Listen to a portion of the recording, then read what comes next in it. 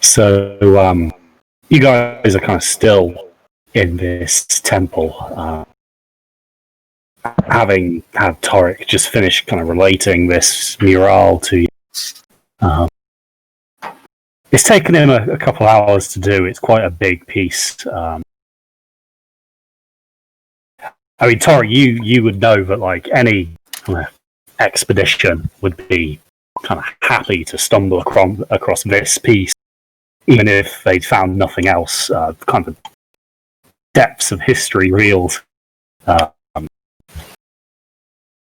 probably one of the most complete you've seen, and in surprisingly good condition. So naturally, I take a sketching of it all, like as I'm going along. That's probably why I've taken so long. Yeah, so you kind of been transcribing these, or at least the important parts into your kind of journal as you go. Everybody else, you've kind of sat, listened. Obviously, you guys are still kind of surrounded by the kind of detritus of the past battle. Havel's old companions kind of lie where they fell. Those guys, yeah. So we'll take it from there. Okay. I do have some things I would like to do. But Havel's got a plan. So he kind of wants to do it stealthily and hope nobody notices him.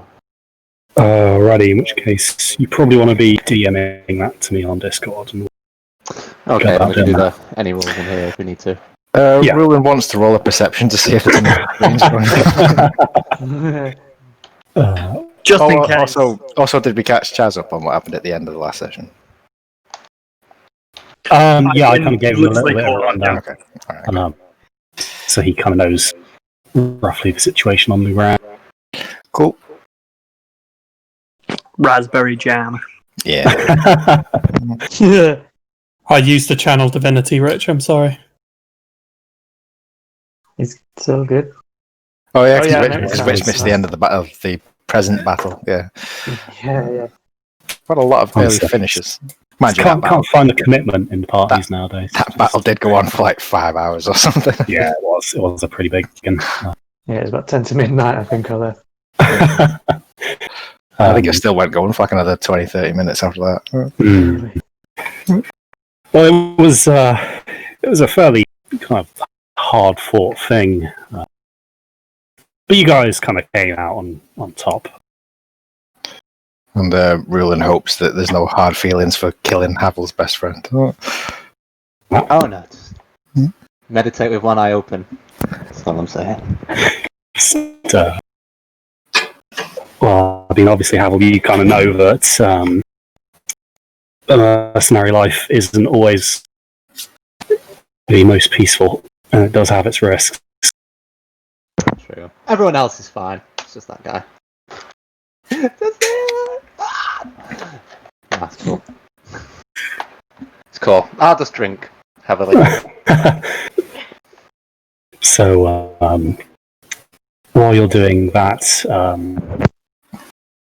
kind of the rest of you, this is some reasonably big news that you've kind of just had relayed to you, and you've obviously just seen, you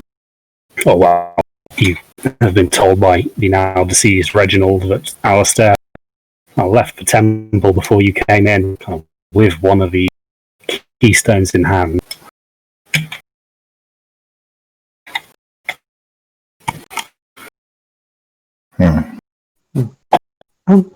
Torek, how long ago was this scene? It predates anything that we're familiar with, so we're probably talking older than 15,000 years, perhaps. Perhaps much longer than that. This is a race of people that preceded us, built civilization before us. So many theories confirmed and extinguished with this discovery. My God. Although we're not the only ones who know about it. Remember that the bastard was here. And I'm guessing he got what he wanted. I look over to the empty plinth where he took the cube. Yeah, so this thing is kind of raised and has almost pride of place in front of the mural. And you could even actually see on the stone itself kind of a slightly lighter square of stone, as if something had been standing there and resisting kind of the ravages of time until quite recently. But So it hasn't been disturbed this whole time. you Amazing. are quite deep into the wilderness. Yes. There's many reasons why a ruin would come exposed all of a sudden as well. I'm going to examine the plinth to see if there's anything on it, or maybe any hidden compartments. My thoughts being that, it's not uncommon for these sacred places to have false artifacts and treasures on the surface, but below there's greater treasure hidden. So roll me an An old investigation. knight appears and whispers, "He chose poorly." That's investigation, is it? Yep. So I get a +4 to that, so 12. So you kind of take a look at this plinth, and kind of the stone seems to be a single piece, but it's kind of not only ornately carved, but from a stone that isn't kind of local to your current vicinity. Seems that this was kind of a ceremonial stand of some significance. Telling kind of like the craftsmanship of it, you suspect that it may well have held the real deal. Oh dear. This is similar to the fountain that we encountered earlier, made of a different material. It probably most definitely imported for religious reasons. Whatever he made off with, it was the real deal. Triss is going to wander over and use some detect magic as Torik's telling us this. Okay, so you will kind of go over to the stone and you kind of cast detect magic on it, and interestingly enough, you can see that there isn't anything active there, but at some point there was magic. Whatever it was seems to have been dispelled, and you can only make the slightest trace when you use detect magic. Absolutely right, Torik. Whatever he took was powerful, I think. It certainly left some serious magic whiff. But this is pretty mundane, I think, as it goes.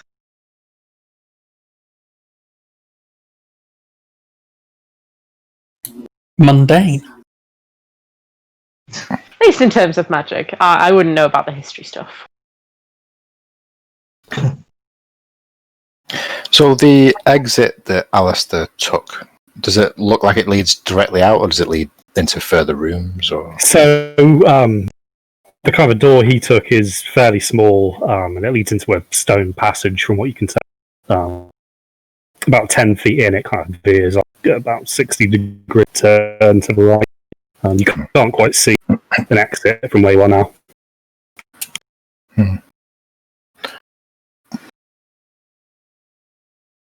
He seems to have some knowledge of this place. He knew exactly where to come, exactly what he would find here.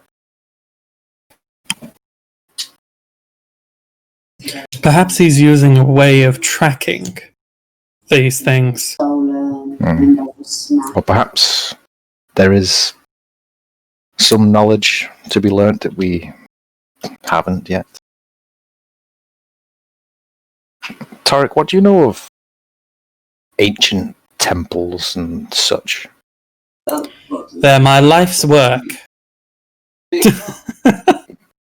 Is there somewhere we could learn more about possible locations of other temples, maybe? Well, it's very hard to pinpoint that kind of thing. You see, temples of this nature have only recently been discovered by us. So it's going to be hard, since we have nothing else to build off of, to locate any other temples. Tarek, roll me a history check. Yes. Evening 88. Some feeling. That would be 15. So, in your kind of past life as a kind of an archaeological scholar, kind of working theory at the time amongst your colleagues is that kind of these temples couldn't possibly have belonged to any one kind of civilization due to their distance from one another. Kind of reports of these finds have been kind of reported in all three kingdoms. The language at the time was still very much undeciphered, so there were precious little in the way of clues, and scholars being quite possessive over their discoveries had yet to really share much of their findings with each other, which kind of stifled kind of a process of actually researching these things in any form of depth. But you'd always suspected that there might have been something a bit kind of more to these than kind of lone temples made by a specific tribe or something. But it was a theory you never really got to put to the test before your days at the university came to an end. Indeed. That's an interesting thing to come across, though. The fact that these things are theorized to come from many different civilizations rather than just one. And my expertise was with one particular race that we found. That's where I found the box that I've been studying for many years. So it may be possible that other academics have discovered such ruins of other civilizations that pertain to our quest and kept it secret. The world of academia is sadly a secretive one. I don't know why that is. Like sketchy eyes look left and right. No, I can't imagine why. Still, though, it is possible we could learn of more of these locations. We could beat Alistair to the punch next time. It is possible. He's already got his method settled out, though. We're going to have to find one, so he's definitely hit the ground running, so to speak. Well, it's a good job we have an archaeological expert in our midst. Torrik gets a smirk-ass smile underneath his twirly mustache. He's like, oh yeah, glad my skills are being made. Provide the oversight on archaeological methods. No, you will not. Thank goodness. Stay away from my specimens. So yeah, Titus, kind of, whilst you've appreciated the kind of telling of the great tattoo on the wall, kind of the whole talk of academia, it's probably gone over your head quite a bit. Obviously, Goliath's having no kind of such relevant kind of parallel in their society. Yeah, he doesn't even know what's going on. Just Too busy trying to wear Reginald. he's going to try and figure out which way out the guy went. So he's just going to kind of, look for any. So Titus, you while the others are kind of discussing this, pop your head down this exit way. And you can see that the stone does kind of lead upwards at kind of a slight gradient as it curves. And you can kind of feel, kind of half feel, half smell, kind of moving air kind of coming down from. Did we sort of check the bodies of the mercenaries for any supplies or? Well, Havel clues kind of as well? took the he took the bow. Oh yeah. And that was But, kind of the only useful one, right? Well, that was what he looked for. Right.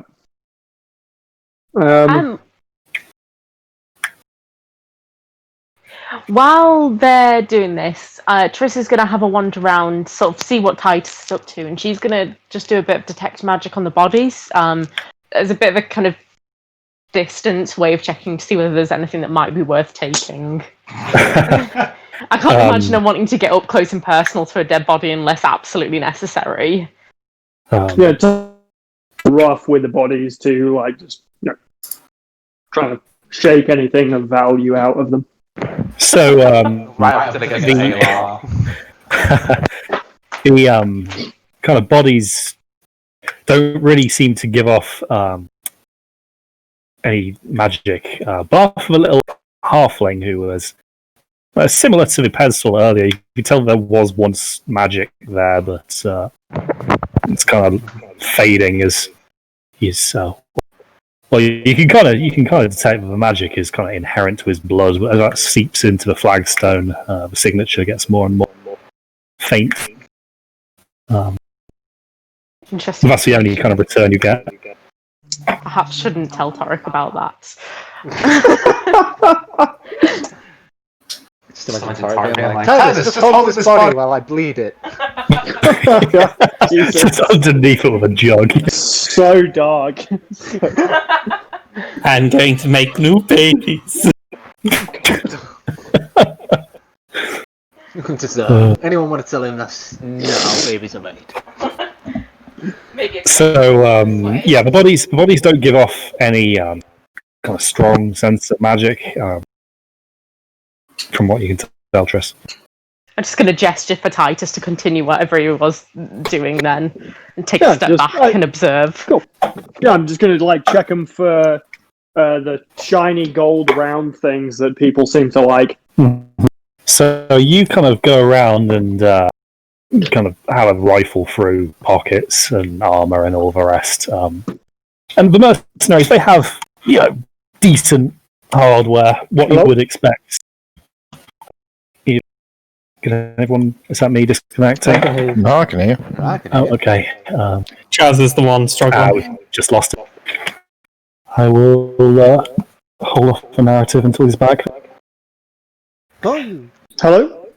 Yes. Hey, So soon. there we go. So that's good for you. Yeah, disconnected. Sorry, there goes.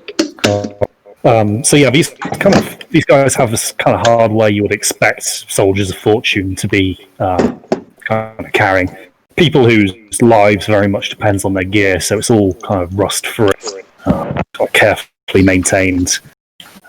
Interestingly, though, you can't find any coin on. I grab probably Titus. We probably grab rope from them, if one of them had rope. Yeah, or, so like most people who venture into the wilds, they kind of each got an adventurer's pack, kind of full of your everyday essentials for being far from civilization. So kind of things like rope, torches, that kind of stuff. Cool. Yeah, Titus would just sort of refill his stuff then, and maybe some food as well. Yeah, we'll grab a couple of arrows, maybe, and yeah. So you kind of raid a few from the dead elf's quiver and restock. But yeah, there's nothing that immediately catches your eye as being out of the ordinary. So by now it's kind of starting to get a bit late. It's obviously been a hard day, quite taxing fight. Torek, you're still starting to kind of feel a little bit grumpy as the powder starts to kind of really leave your system. Oh crap, the powder. yes, the powder. Not horrific yet, but just a little bit more irritable than perhaps you might otherwise be. Now, a bit of a weird state of mind for Torek at the moment, since he's exhilarated for the find, but pissed off that we lost Redskin Muck douchebag. And yeah, I think he's just going to be busy scrawling, and if anyone tries to bother him, he's just going to be like, no, don't talk to me. So yeah, you guys can see that the gnome is clearly fully engrossed in, for him, what's probably the greatest discovery that he's ever heard of. So you probably want to give him a bit of a wide berth this evening. But, How long has it been, by the way, while he's been telling the story? If we had like a short rest? Or... a couple of hours. So you guys, you kind of rested up a little bit, but you're still showing your kind of wear and tear from the day's fight. Okay. What time was it when we entered? Kind of early afternoonish. Right. Yeah, So after afternoon, the kind of the fight and the veneration, it's kind of getting on for evening time, especially in the depths of the rainforest where night falls quite quick. Cool. Before we all sort of hunker down for the night, I'm just going to quickly go and check on the horses. I was going to say, we could bring the horses into the main part of the temple, though, couldn't we now? Yeah, we could, yeah. It's clear. Good. It's probably a better idea. Yeah, right. So we'll go and get them. so Titus and Havel, you guys kind of make your way outside, and you can kind of see now as you get out there, the horses seem to be quite glad to kind of see you. It looks like they might be a little bit spooked as darkness is starting to fall. Obviously, it's not the most hospitable environment to leave a horse tied up. As you know what is out there.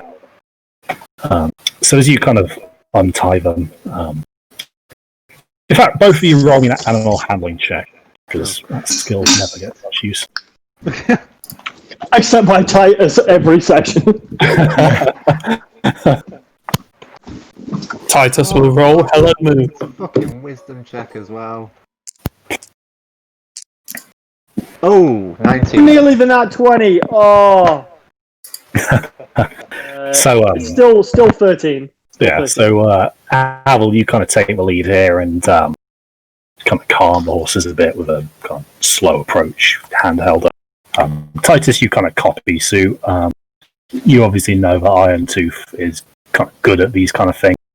And obviously with Glass not really having domesticated anything as such, you kind of up until now been going on instinct. But you can see that it looks like Havel's got some experience here. So you take the slow approach too. And the horses respond well.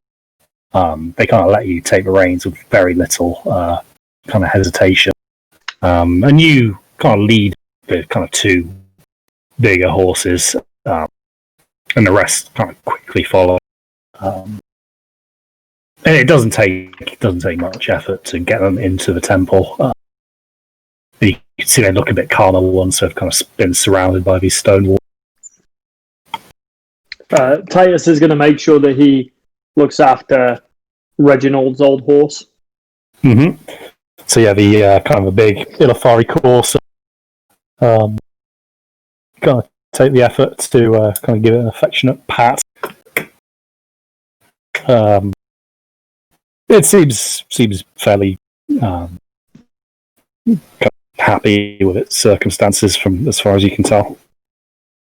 Cool. Okay, so Rulin, Yendorn, and Triss, while Torik's kind of doing that, and the others are leading in the horses. What does this evening have in store for you lot?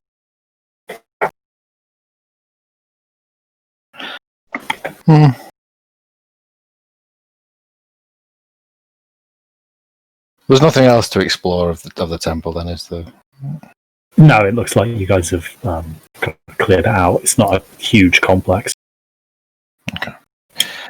Well, we'll then all just start settling and maybe get some food on the go on the campfire, maybe.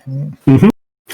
So, kind of having the shelter, you don't feel so kind of at risk, and the campfire is very quickly brought into life, and some otherwise mediocre food is kind of heated up into something resembling a meal. And it smells reasonably decent. So you guys kind of get your scoff down, and I guess then settle in.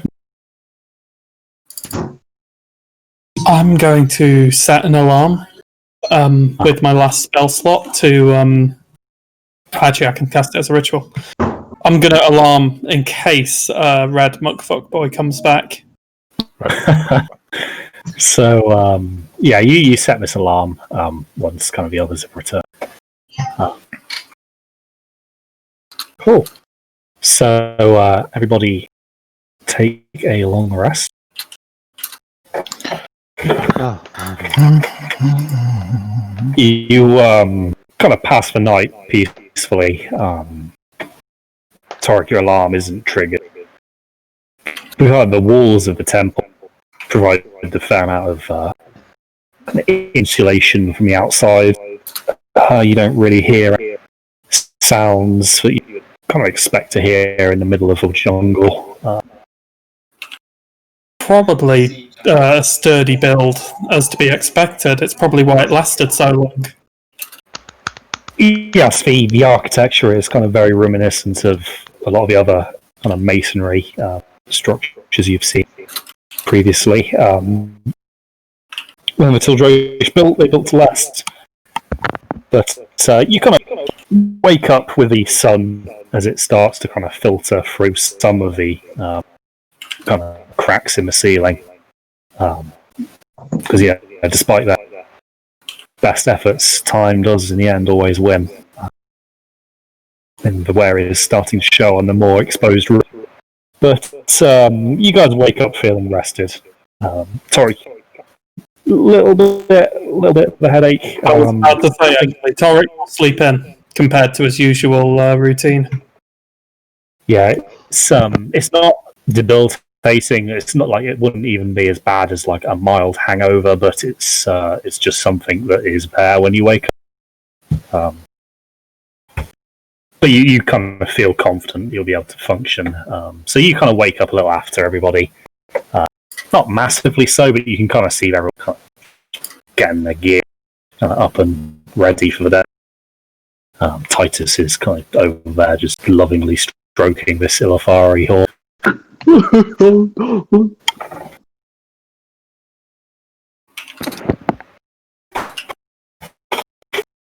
So you guys filter out of the temple, kind of back out. Chris Oh is yeah. going to let everyone go up first, and once they're kind of out of range, she's going to do some belly button on the temple, just in case it would be something that a patron would be interested in seeing.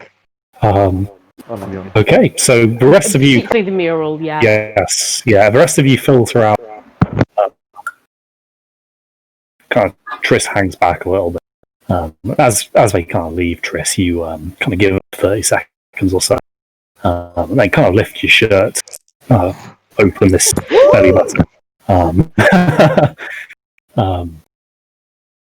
And you can kind of feel the uncomfortable sensation as the eye opens. Although as it kind of quickly starts scanning the wall, you kind of find yourself filled with this kind of feeling of almost euphoria, just inexplicable.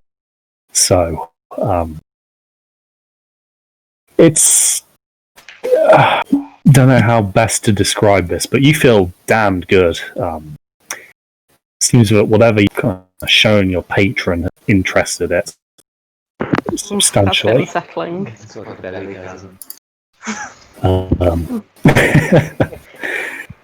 So after a while, the eye kind of closes of its own accord.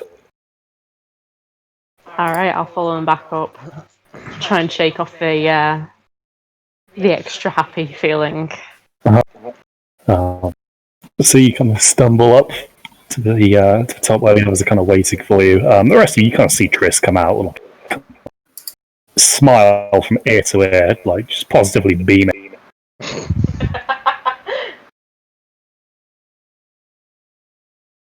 Yes, I am also glad to leave this place.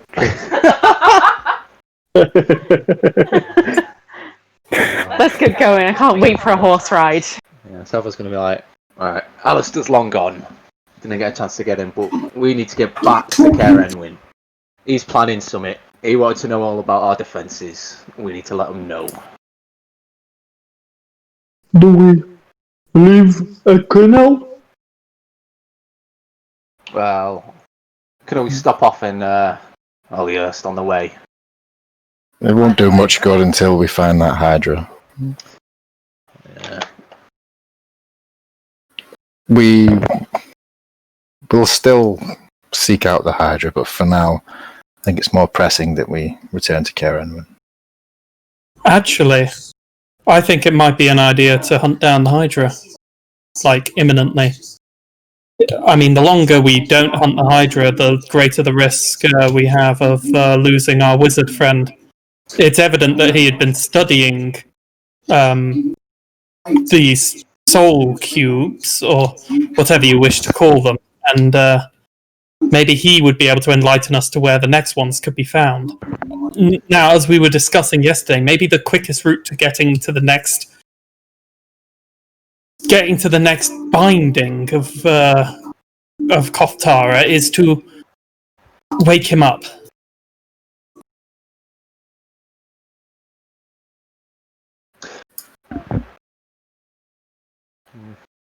I don't necessarily disagree, Torek, but the threat that Alistair and his group poses to Karen, I think, is more urgent to us. Quiniel will have to. But my question is, where was the Hydra again? Can anyone remember? I don't think anyone. Where was the Hydra, Crispy? Was it nearby? It was You, close enough to Care Enwyn, because if he was poisoned by Hydra venom and died at Care Enwyn, it couldn't have been too far, could it? So you never actually did hear that story, but you kind of know that kind of Dirk was attacked by it. Was out on a kind of mission where he was kind of accompanying Yenver and Sarstir on a hunt when it kind of almost ambushed them. But you never got a location from it. Didn't seem pressing at the time. Well, I feel like we could probably ask Yenver. Yeah. Just because like it's work related and it's. Would you like to dance? Tell me about the Hydra.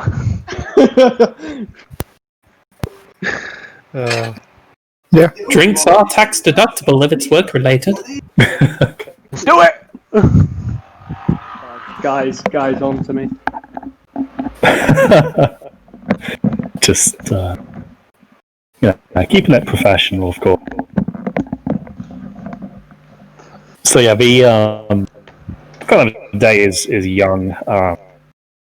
You are, however, quite a long way from Karenwin. Aliris is kind of on your way there, but you could bypass it to save a bit of time. Perhaps we do have time to try and save Equinil. Did they not say that Alistair was headed south? That might give us the time that we need. But we still need to find this Hydra. That's the point.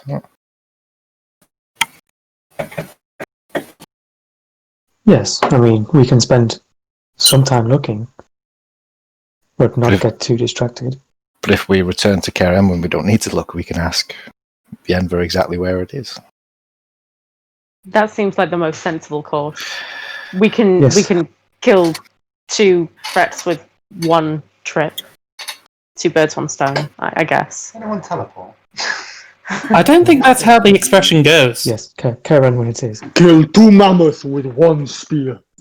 What? No, that's not how the expression goes at all. Pull out the It's two kill gnomes two with gnomes one. with Yeah. Oh my god, fuck off! Oh, that's literally what I was gonna say.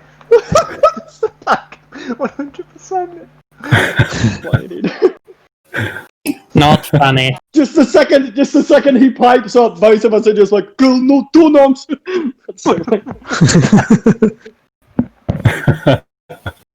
I beat a gnome with another gnome. So kind of as the party starts discussing the kind of finer points of the various idioms of common, the kind of forest now is starting to really kind of pick up in terms of its temperature, and the humidity is kind of made worse as the day gets warm. Question, by the way, as Hunter is no longer sort of able to partake, did Shug just sort of mysteriously leave in the night? So Shug is kind of still with you at the moment, okay. but he's kind of made it clear that he's kind of thank you all for the adventures and kind of leave you en route, kind of head off to Illyris, where he's going to start working on a series of ballads and songs. Yeah, he seemed to do really well there with the crowd, so that makes sense. Yeah, I mean, he's clearly a very talented musician. You imagine that he'll be successful in a large city like... Toss up going to your slayers. I just sort of... Yeah, it's kind of sad seeing Shug go, but he's not in the tribe. Fucking bards. So yeah, Shug... as we go, as he goes, now we don't have any travelling music, Titus will regale everyone with a song. And the bottle of rum. I just imagine Titus doing the Formula One theme, but like really enthusiastic. Dun, dun, dun, dun, dun, dun, dun, dun, dun. So, as you guys are kind of going along, listening to your walk life, you guys, so we're bypassing Illyris now, we can go into Karam. Yes. Okay, so you reckon that it's going to take you kind of about probably 6 days, 7 if you're kind of unlucky on the trail. We are gonna bring the extra horses with us.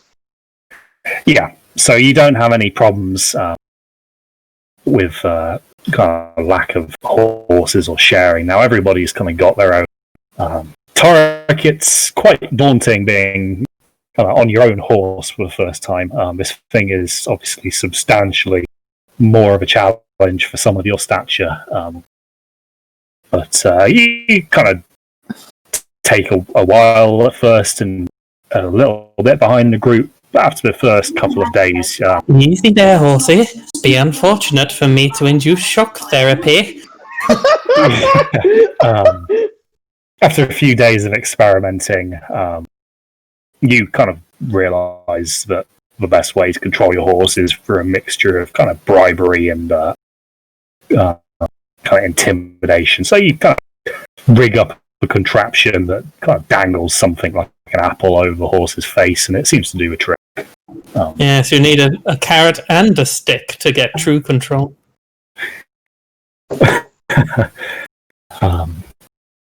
So yeah, you guys kind of travel for a few days, and you guys keep on working your way up past Illyris.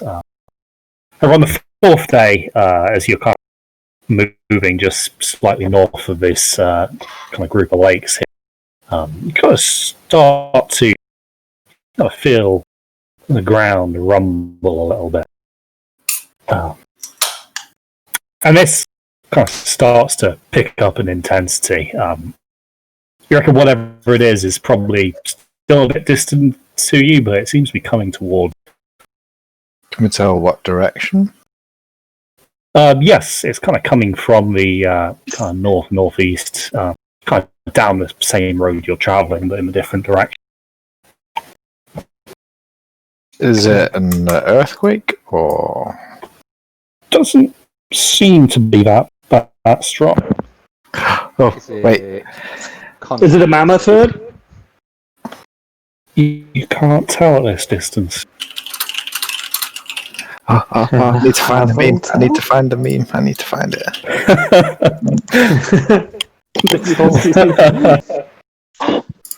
Is it your mama? So you guys reckon you've probably got 5 minutes tops before whatever this is comes into visibility range? Oh, it's just a screenshot.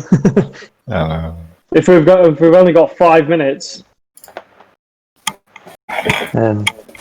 So in terms of where we are we in like an open sort of plain, or so you guys are being by these lakes. The trees aren't as dense as the full jungle you've left behind, or even the forests you're used to at Parfunas. But there are still quite a few trees and things you could use as kind of visual cover. Titus is an expert at hiding. Get off the road! Yeah, and I think we should try and move out of plain sight. Havel will climb a tree. Yes! So, ruling with his, I guess with the Mask of What do the Wild. Elven eyes see? Well, Mask of the Wild can attempt to hide in the bushes. So, you kind of see Rulin quite quickly and smoothly dismount, kind of lead his horse off, and he kind of sneaks back a little closer and kind of hides himself in the bush. So Havel, we going with a tree? Yeah, I'm gonna climb up into a tree. Also, so you select a suitable looking kind of ash tree and kind of work your way up into its kind of upper foliage to a point where you can kind of see the road, but you've got a little bit of cover up there. Perfect. Titus is going to take everybody's horses and sort of go back into the brush, because Titus is probably not going to be great at hiding. So he's just going to head back into the brush, like way back with the horses. Just what are the others going to be doing? I'm going to go on the opposite side of the road to where Rulin is, kind of try and keep roughly level and hunker down behind a tree, see if there's a kind of bushy type thing that I can get snuck into. So yeah, you kind of find a suitable spot, kind of aim for a kind of a tree that seems to be more kind of autumnal in its stages to kind of match your hair. But you think you've probably done a decent enough job of it. Tarek, in the end, so obviously Titus has kind of volunteered to take your horses. Yeah, so I'll go like slightly into this tree line, not quite as far as Titus has, but like a good 2 or 3 trees deep. So there's more cover, but it still gives me good visibility of whatever's coming past. Yeah, so kind of a little bit further away, obviously quite conscious of your armour not being the best, giving you that low profile that the others seem to possess so easily.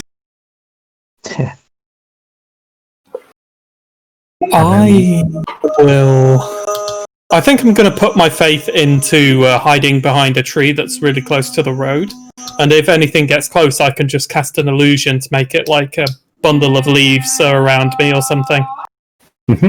So you kind of take up position. You pick a tree that's easily enough to obscure your kind of smaller frame. You're quite close to the road. Titus, roll me an animal handling check.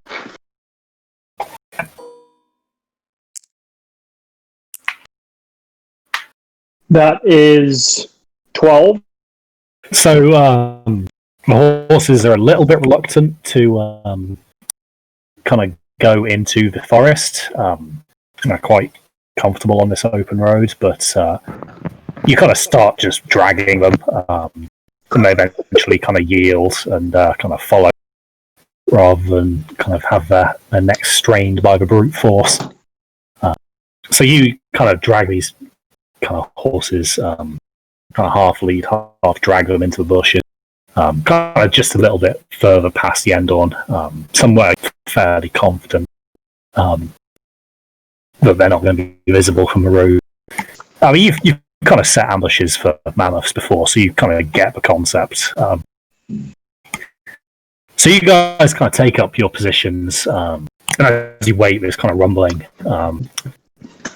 Kind of gets a bit more pronounced. After a couple of minutes, you kind of start to see the first few ranks of what appears to be a troop of soldiers marching down the road. You can see that there appear to be about 20 men in formation. And kind of behind them, you see the kind of start of what appears to be a fairly sizable convoy of kind of coaches and wagons, kind of heavily escorted by men who are wearing the kind of colours of the kind of kingdom of Parfuna.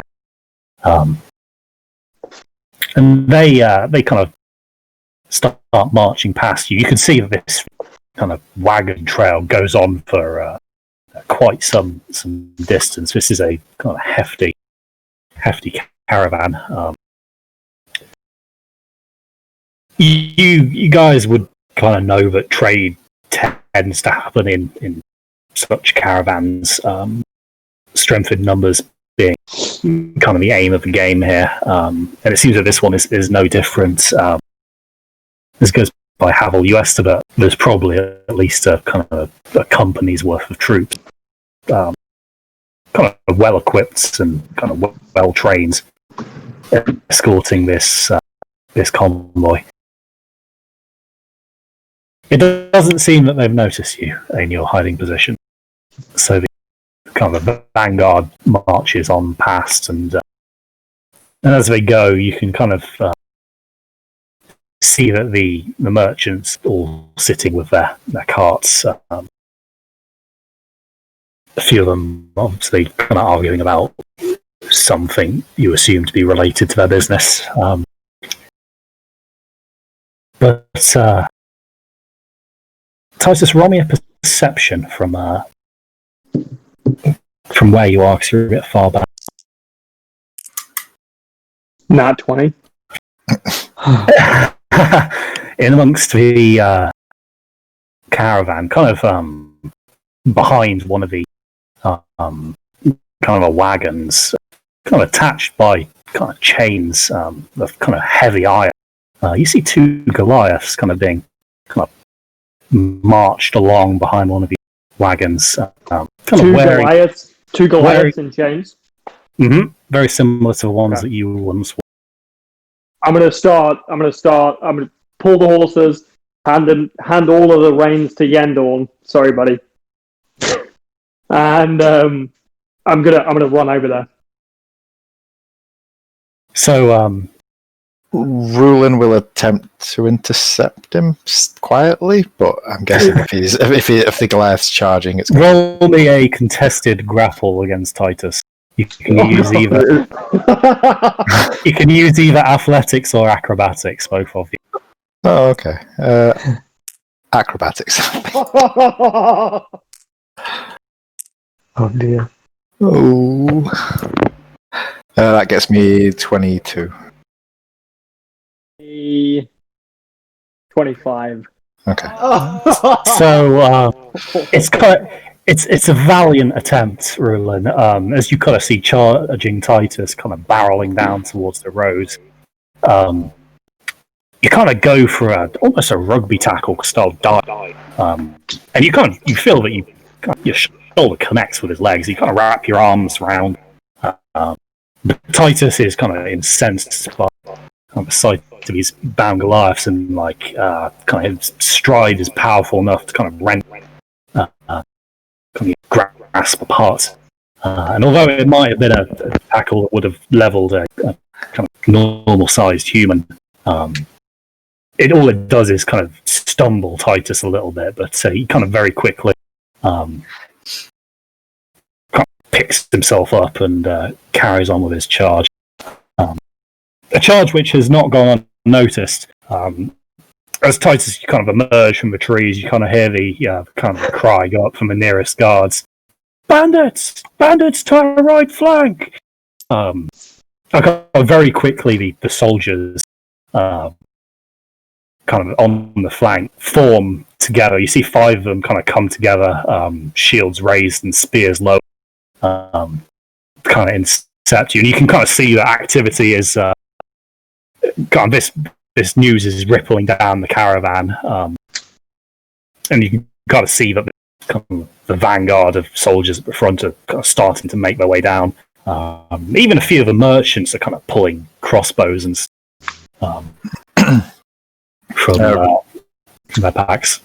Can I tell Can I see the Goliath? So the kind of the Goliaths are now behind this phalanx of soldiers. I'm gonna just stand in front of, with no weapons out. I'm just gonna stand in front of the phalanx. As you do this, the kind of obviously the alarm is raised. You see these two Goliaths kind of look up at you, and you hear one of them, Titus! So you see in front of you these two Goliaths, so kind of previous tribe mates of yours, kind of a kind of a slightly older Goliath, kind of male Goliath. You can see kind of hunched a little bit now, by the name of Maramark. Quite a respected elder of the tribe, but he kind of carries on his kind of right elbow what looks like quite a hideous scar. And kind of looking closely, you can see it. His actual forearm is kind of hanging limp by his side. You imagine you kind of picked that up when the tribe was attacked. But kind of next to him, another one who kind of called your name is a slightly smaller figure, and you can tell that it's actually a kind of a female Goliath named Vuria. And she's recognised you and has kind of called out, Titus! Titus! I'm just gonna. Oh shit! Oh shit! Give me back my legions! So, whilst you've kind of drawn up, kind of more and more of these troops have kind of filed in, and you can see, to their credit, they've barely missed a beat here. They've kind of formed a very professional formation that kind of puts them between you and the merchants. Rule used the opportunity to step out from the bushes as well at the same time. And Rule, as you step out, you can see like a few of the crossbows kind of move towards you. The merchants are obviously kind of scanning them for more at this point. Ruland still has the pin of Parthunis pinned to his robe, I believe. Mm-hmm. So we'll hold his hands slowly in front of him and say, "We are not bandits. We are travelers. We are friends of the kingdom." And he'll point to the pin on his chest. Do you know what this pin represents? So, kind of what appears to be the sergeant in charge kind of sees you pointing some. All right, step forward, but I want to see your hands high, and don't you try any funny business. Our boys are, well, let's just say that they're good at what they do. So he kind of stands. He doesn't leave formation. He's not one to be drawn out by cheap ploys. So he waits with his men while you kind of approach. But as you kind of get closer, kind of enough for him to see it, he does take a kind of final step forward and kind of grabs your robe by the kind of the lapel, kind of lifts it a little bit to take a look at the pin. Well, it seems legitimate. Tell me, why do you hide in the bushes like common bandit? Well, we didn't know who you were. As you approached, we heard a rumbling, and as I'm sure you can appreciate, when you hear a rumbling in these forests, you tend to take precaution as to what it may be. That's fair. To be honest, the precaution most people take is not to venture into the bloody woods. Well, we are on business from the Order of the Shattered Fang. We are travelling back to our base in Carenwyn. You may have heard of it. Yeah, I know of the slave. I would explain why you're mad enough to be out here in such small numbers. Yes, indeed. And we'll use that opportunity to sort of gesture to the rest of his companions hiding in trees still to come forward. Just to clarify, Triss is on the other side of the road, right? Behind where all of these... Yeah, so the soldiers are. kind of majority of soldiers have kind of gone to the other side. There are still a few kind of keeping watch because they're not dumb. They've kind of seen most Ploys bandits use. So, She's just going to what's keep the herself majority on hidden, there? probably. Okay. So yeah, you kind of stay in the bushes and kind of watch this unfold.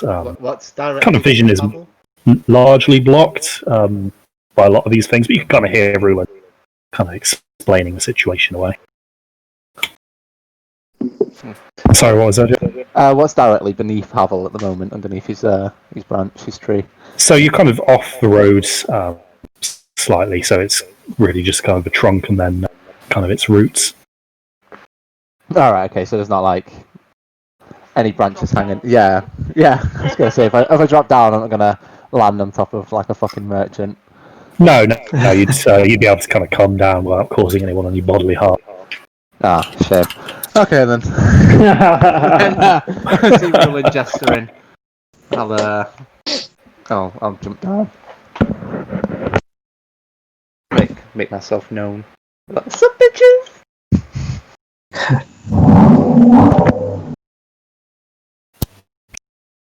Kind of as this Hit my nuts on the way up. as this commander kind of sees you guys emerge, he kind of looks to some of the guys who'd come back from the front. You can tell you kind of miffed with them that they missed this. You suspect there's probably going to be some remedial training for them.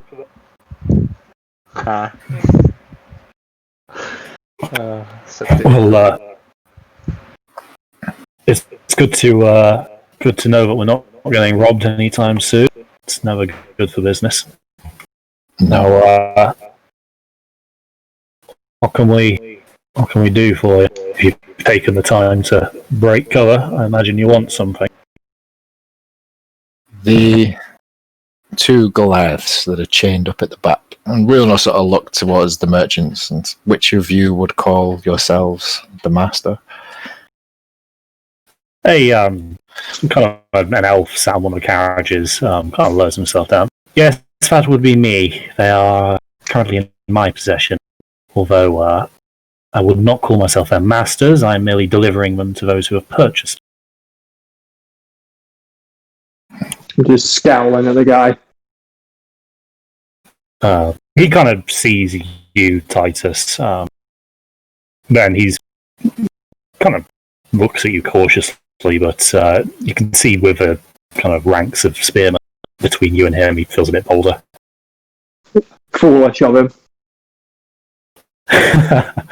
So what is it that makes you call me out like this? Do you have any business here? Because I can assure you, I'm not selling. These have already got an owner. As I said, I'm just delivering. Where are you taking them? I'm taking them to where they belong, with their new lord in the city of Powol. Where, sir? So, kind of southeast of the Ilafari Empire. I paid good money for these in the Nordhammer lands, and I'm going to be selling them on. You see, I don't own the slaves; I just move them.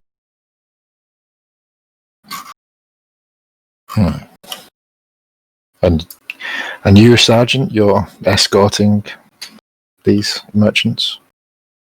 As the King's Charter decrees, any merchant from the Kingdom of Pothinus is entitled to the protection of a realm when they go about their business. And you can see that it's not just this merchant. There are many different wagons kind of laden with all sorts of goods, actually. It's almost like a kind of market on wheels. You can imagine you could probably find just about anything here. So these guys are more a hired caravan than actual traders? So being as trading alone is extraordinarily risky, most traders band together to form these caravans. They're not necessarily commissioned by anybody, but it's just in every. I mean, also if you're getting protection of the kingdom and all that makes sense. That's cool. Yeah, exactly. I mean, it's in terms of manpower far less intensive to have kind of one big detachment escorts Yeah, a large caravan. It's a shame that merchant wasn't traveling alone, really. Yeah, it's almost like there's a reason. Would have been a lot shorter of an encounter. Yes, I mean these guys. They've faced it all. Kind of bandit, hungry creatures. But they're no rookies. And actually, the kind of the caravan guards are quite a respected force in the military because instead of standing garrison in cities, these guys are actually in the wilds, facing a much more present danger. Yeah, they don't have to worry about monsters out here. No. But yeah, you kind of cast your eyes up and down caravan, and yeah, there's all sorts of goods kind of geared up. You can tell by just looking at the kind of branding, the paintwork on some of the merchants' wagons. But Sorry, yeah, carry on. They are not for sale. No, not for sale.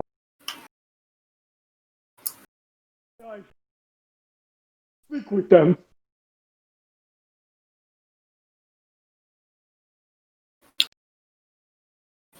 We lost. I said. Oh, sorry. I said. Oh, May I speak with them? you're going very faint at just the wrong moments. I don't know if that's. He just says, "May I speak with?"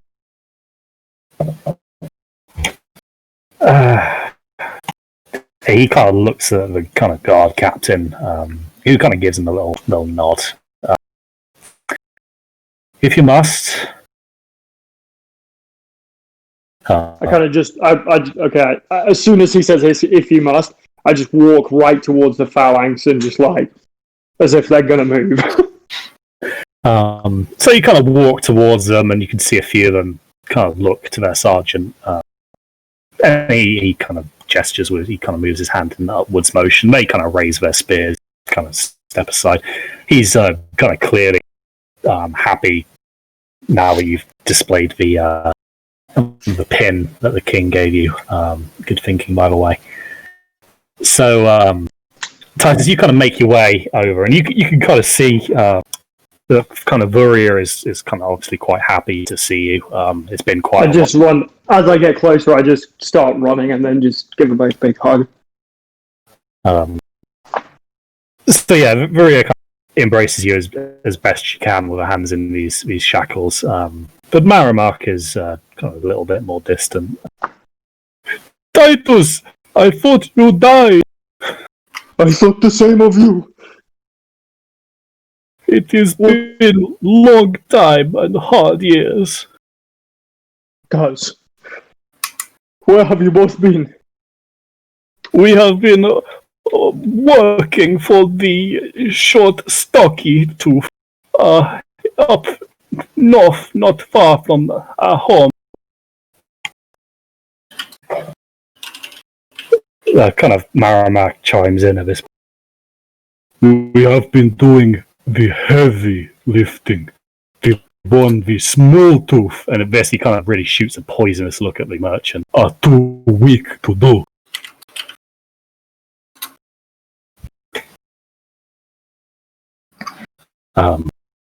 The merchant kind of ignores him, almost gestures for the guards, who kind of places a hand on your shoulder, Titus, kind of pulls you back. They found me. No, sir, we found this one hiding in the bushes. Please don't kill me. But no, he kind of gestures for you to step back a little. Easy there, big fella. I can't have you this close. I don't want to have you put in shackles too. I kind of like, I respectfully step back, but I'm just going to be like, I will come to Powwold for you. Rulon will turn to the merchant and just say, "May I ask the name of the merchant you are selling these slaves to, or the house?" Well, that would be bad business if I just went revealing my clientele here, there, and everywhere, wouldn't it? Does Rulon know anything about the sort of the houses that live around Powell? Yes and no. Houses come into and out of power on an almost kind of monthly basis. Their influence is very kind of shifting. But there are a couple of kind of big players in the world.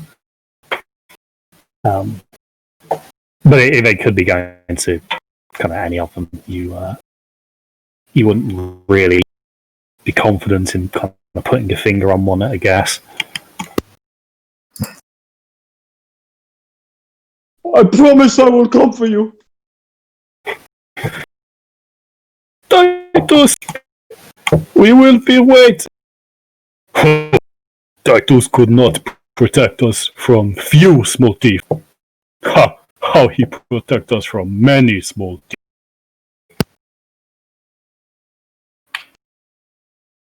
He just looks down at the ground. Oh, he's ashamed. You can see kind of Maria kind of shoots a look at Marmak. At least Titus almost die fighting. You drop axe when arm get hurt. I did not drop axe. It was taken from.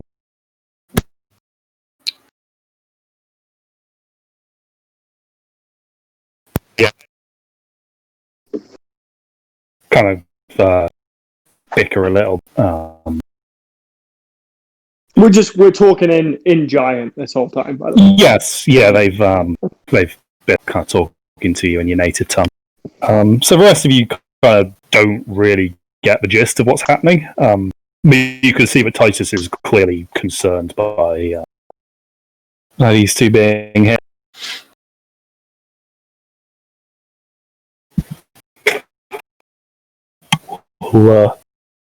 I'm just going to say, Maria, stay together. I will come back to you. I swear it on the old ones. Kind of by this point, it's getting a little bit dark. And the guard captain steps up to one of the merchants. Well, I don't think we're going to be getting much more distance out of this road today. Start sending the word up and down that we're going to prepare to make camp. He kind of turns to you. You're more than welcome to kind of stay and make camp with us tonight. I have my men stationed, so you might be able to get a good night's rest. More the merrier.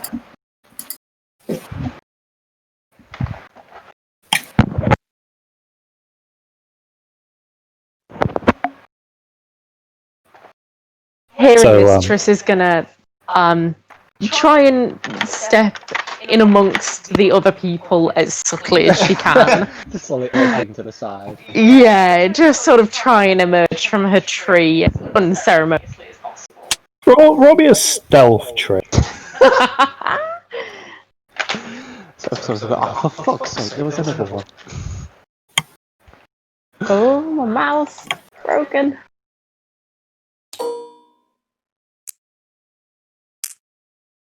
A 6 plus. Oh no, it's not working. What the hell? Hold on a second. I'm just gonna have to try and open up my character sheet somewhere else because it's not working on my phone. I know. Are you ready to get it up? Yeah, I'll get yours up. Who are you? Triss. You are Triss. Yeah, that's 7. No, 7. 3, sorry. Plus 3. So what was it? 9. So, Triss, like the kind of guards on your side of the caravan kind of lowered their guard a little bit because obviously the kind of bandits they suspected to be attacking turned out not to be bandits. So you kind of managed to sneak past them and try and blend in. So you kind of go to a cart and kind of start making it look as if you're unloading. You suddenly say, "Okay." Get your hands off of my property! Kind of an angry-looking gnome is kind of just peering down at you from kind of the top of this. You kind of didn't see him from his statue, and your attempt to kind of blend in with merchants is kind of very quickly kind of cut short. And you kind of feel a firm grasp of a kind of a mailed glove on your shoulder as a guard kind of apprehends you. Sergeant, we got one more over here. Then he drags you around. The rest of you see Triss kind of getting kind of manhandled kind of around to this sergeant. And he kind of looks, and he sees that you've also got one of these pins. This makes him a little bit suspicious. Oops. Well, his helmet. As he kind of looks around to those, you can see you're all wearing them. Well, you hide like bandits, and you try and steal the inventory whilst we're talking to you. How do I know those aren't counterfeits? I wasn't trying to steal anything. I just wasn't trying to draw attention to myself too much. Didn't realise there was somebody's cart stood there. But by all means, Triss is going to take her pin off and hand it across. Have a good look at it. Roll me a persuasion with advantage because you're handing over the badge. Okay.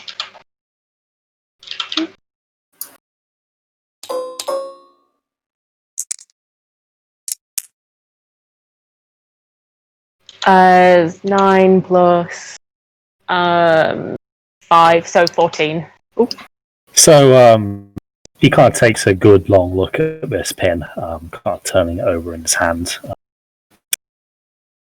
It is real, but I'm not so sure about how you came across these. Although, that being said, it looks like there are too many of them for you to have picked them off a corpse. He kind of hands it back. I'll be watching you lot, but if you don't cause me any trouble, then I won't cause you any trouble.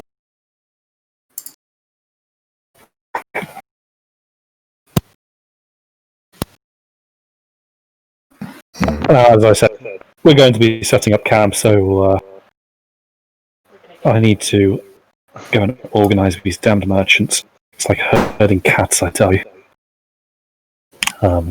He kind of strolls a little further down the line to where a dispute seems to have broken out between two merchants over who gets to pitch their tent on the nice flat bit. But he kind of leaves you with a few of his guards, just kind of watching you now. They're not like actively blocking you anymore, they're just kind of keeping an eye. As the commander says, he doesn't want any trouble. Cool. So yeah, the evening is kind of a bit more drawn out now. You're a bit further north. As the kind of night starts setting, you can see campfires being lit. Kind of merchants are standing around talking. You wanted to have a look at their wares. I'm sure they probably would lie.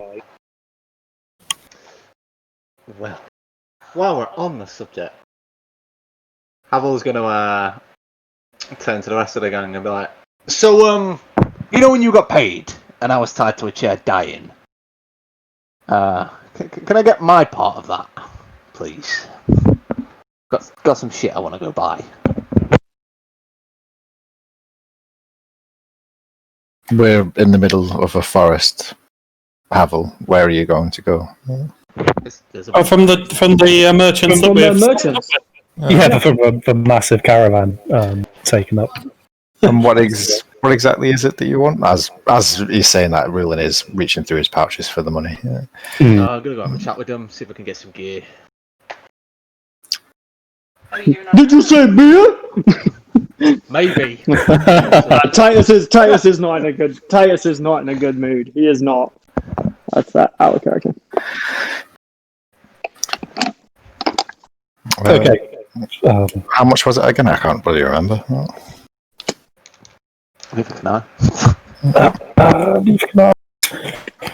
How much did we say? I think it was 200 each with the guilds taken in, so it'd be about 100.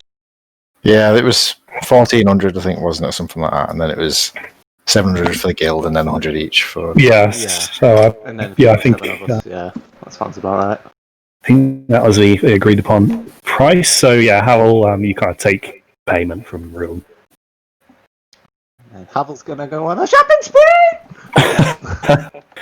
So, Havel, as you kind of wander down the kind of parked ranks of merchants, you can see that they've got kind of all sorts of gear, kind of trinkets and kind of curios, kind of raw materials, kind of spice and all that, and then plenty of arms and weaponry, it would seem. And it looks as if these are kind of dwarven craftsmanship. That stands to reason that this convoy originated, or at least passed through the kind of lands of the Nordhammer clan. Oh. So, Havel's gonna see that there's a guard nearby and be like, oi, mate, if I was looking for something nice for, shall we say, a cleric, do you know which merchant would be the best one? Well, holy man, you probably want to go and speak to the priest. He kind of points you kind of halfway between you and like the end of a row to a fairly kind of non-distinct looking kind of wagon parked. He'd probably have something there for you. Ah, thank you, my good man. I'll wander down there then. So you kind of stroll along to the indicated wagon, and sure enough, it is reasonably plain. But kind of in the back, you can kind of see stocked up against the walls a few vials of liquid of some sort, a few kind of nice-looking gems, a few kind of little pendants with kind of the symbol that you recognise the end on. Where, hello, can I help you? Evening. Yeah, getting done. It's good, but evening. I've got a friend of mine. He's a cleric. I've seen him wearing this symbol a few times. I was looking to get him something nice. I mean, anything that might help his spells. You know, when he's healing us and stuff. I really don't know much about this. Yes, well, as clerics, see, we are not innately magic. We are merely conduits that the divine speak through us to the world. Our power comes from our faith. If you want, I could sell you a nice, thick copy of the 172 tenets of Lydia. Are you doing this? How do you pronounce it? Let me get my notes. Aladdinus. That's the one. And he kind of produces a very, very thick tome, kind of leather bound, kind of flicks it open to a page, and you can see that this is just chock full of scripture. That's it's a pretty big book. It contains the wisdom that our priesthood have been taking down from our experiences dealing with the worldly events that become us all.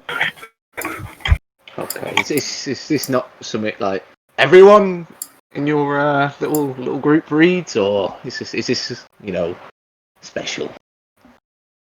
Oh, it's certainly special. Come, sit with me. We will have a prayer reading session. I'm sure that you will see the light afterward.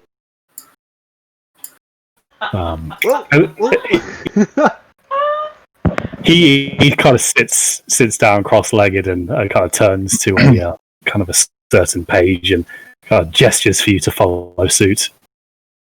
Come, my child. We will start soon. He kind of then announces to the wider population of merchants around. Brothers, sisters, we will begin our evening's prayers soon. You just hear a few "fuck off, priests" coming back down the line. nobody kind of rushes to. Well, they're a tough congregation, but I will break them one of these days. He kind of gives you a very sincere smile at that. His mission clearly is one that is challenging, but one that will bring him closer to his goal. Now, I'll tell you what. Give me a minute, and I'll go get our cleric as well, because he can join in. Oh, splendid! That would be marvelous. Before I go, so just out of curiosity, is there anything that can help him focus his spells? Maybe. Yes. He wishes to become pure in the eyes of the listeners. Does. Yes.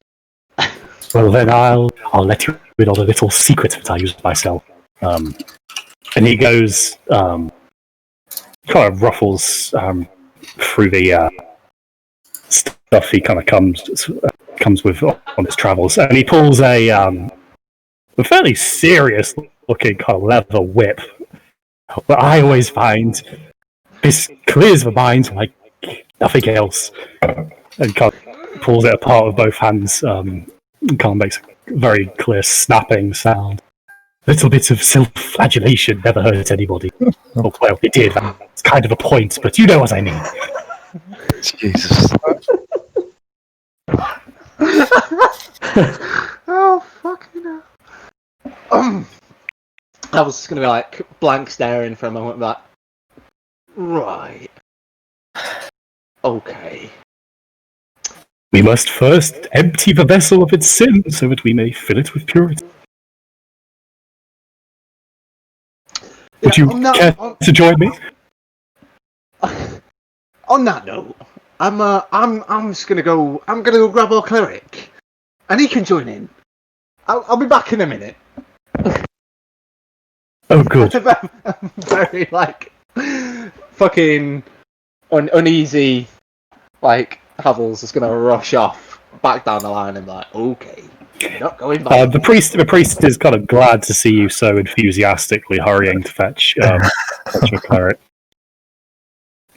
And on the way past that guard that he passed, he's gonna you're a dick.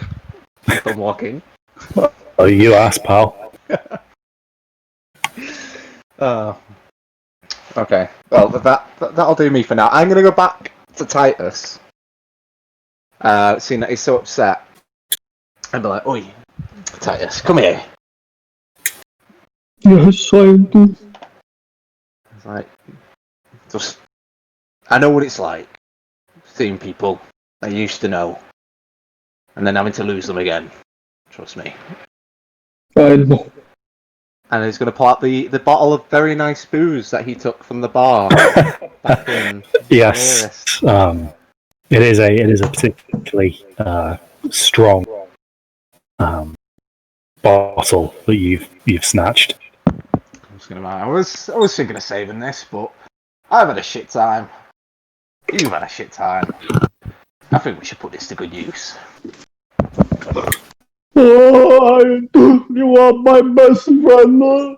And just gives him a big hug. Harold, I want you to roll me a Constitution save. What the fuck? Come on! Oh man! God damn it! That is, I think that's a 14 dead for me.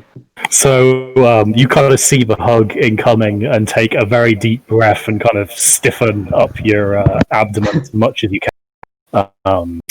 I mean, it's still it's a very hard squeeze, but you kind of manage to keep at least some of the breath in your lungs as Titus kind of affectionately grabs you. Big boy!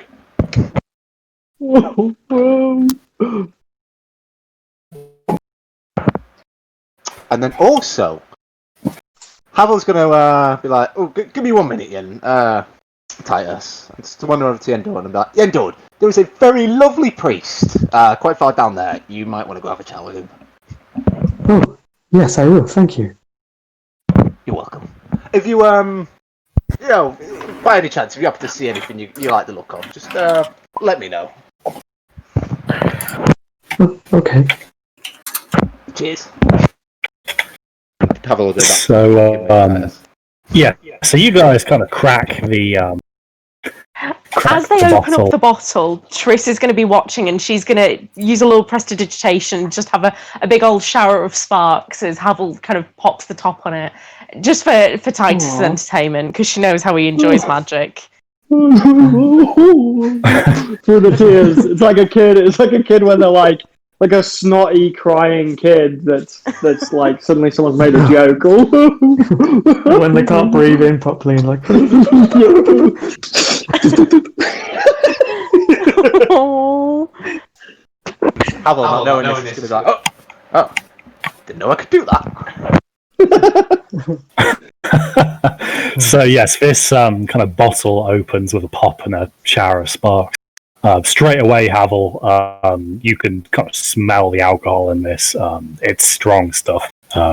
Forgetting your woes, this is probably going to be perfect for that.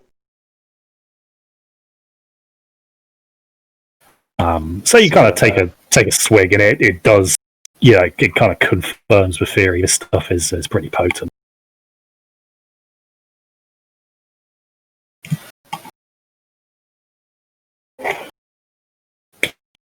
So you and Titus kind of crack on with that. So Yendon, you've been kind of pointed in the direction of this priest by Havel. Yeah, I'm going to go check that out. Definitely.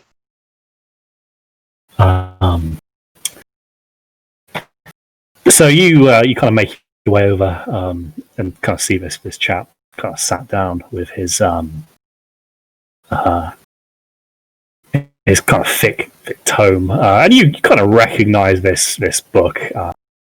It's not strictly a holy book in the sense that a Bible might be, but it's kind of like a collection of wisdoms, kind of been enshrined into the clergy's teachings over time.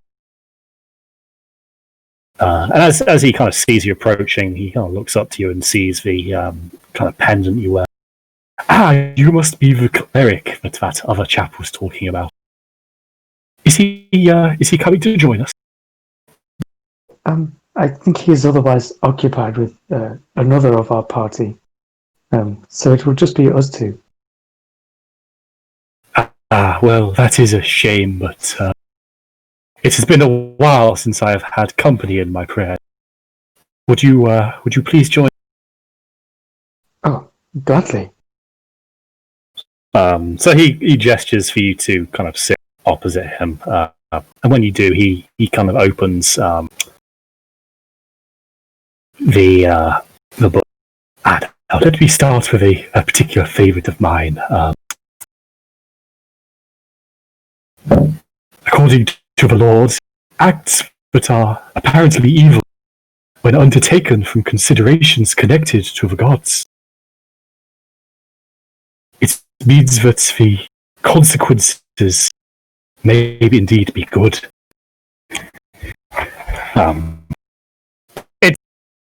It's vague, and a lot of the kind of stuff in this book is vague, kind of written to be interpreted in kind of a series of different ways. It kind of takes you back to your time, kind of learning this when you were kind of initiate yourself in the order. He kind of flicks the pages through a little bit further. Oh yes, another good one for me. Evil and good are not equated in this world. Even though the abundance of evil may surprise you, so heed God, you men of wit, and you shall prosper. Isn't that uplifting? That is absolutely fantastic.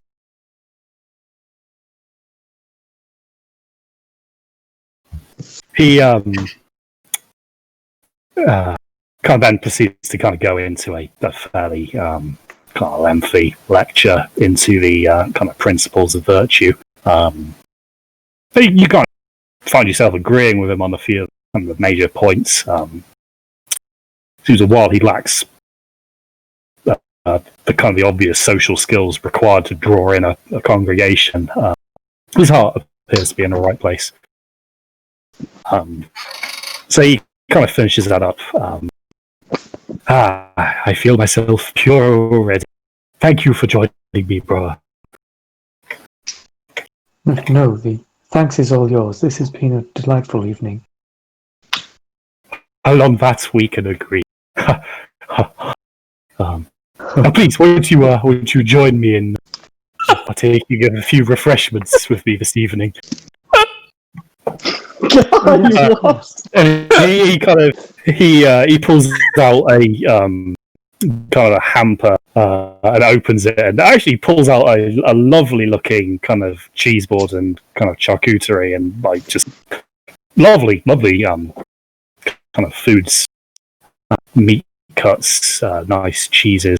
It seems that being kind of in the good books of a religious order have its benefits. And kind of this accompanied by kind of a glass of kind of nice-ish red wine. And kind of the evening's temperature is such that it's a very nice, refreshing drink. So he kind of breaks bread with you. Now, tell me, are you traveling much further? We are headed to Caer Enwen. It is the base, so to speak, of the order of the Shattered Fang, for which we are slayers of. Oh, you're one of the missionaries sent to the Slayers. Well, I can applaud you. That is a life that I would not have chosen for myself. Oh, goodness, no.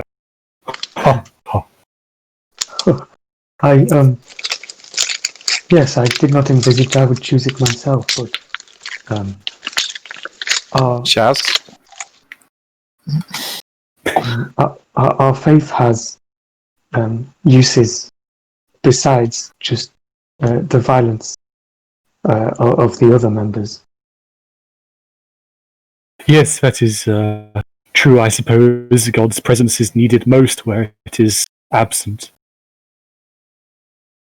But it must be unnerving facing the wilderness. Oh yes, I would not go without my trusty companions. They are very capable in making me feel and be safe in the wilderness. Of course.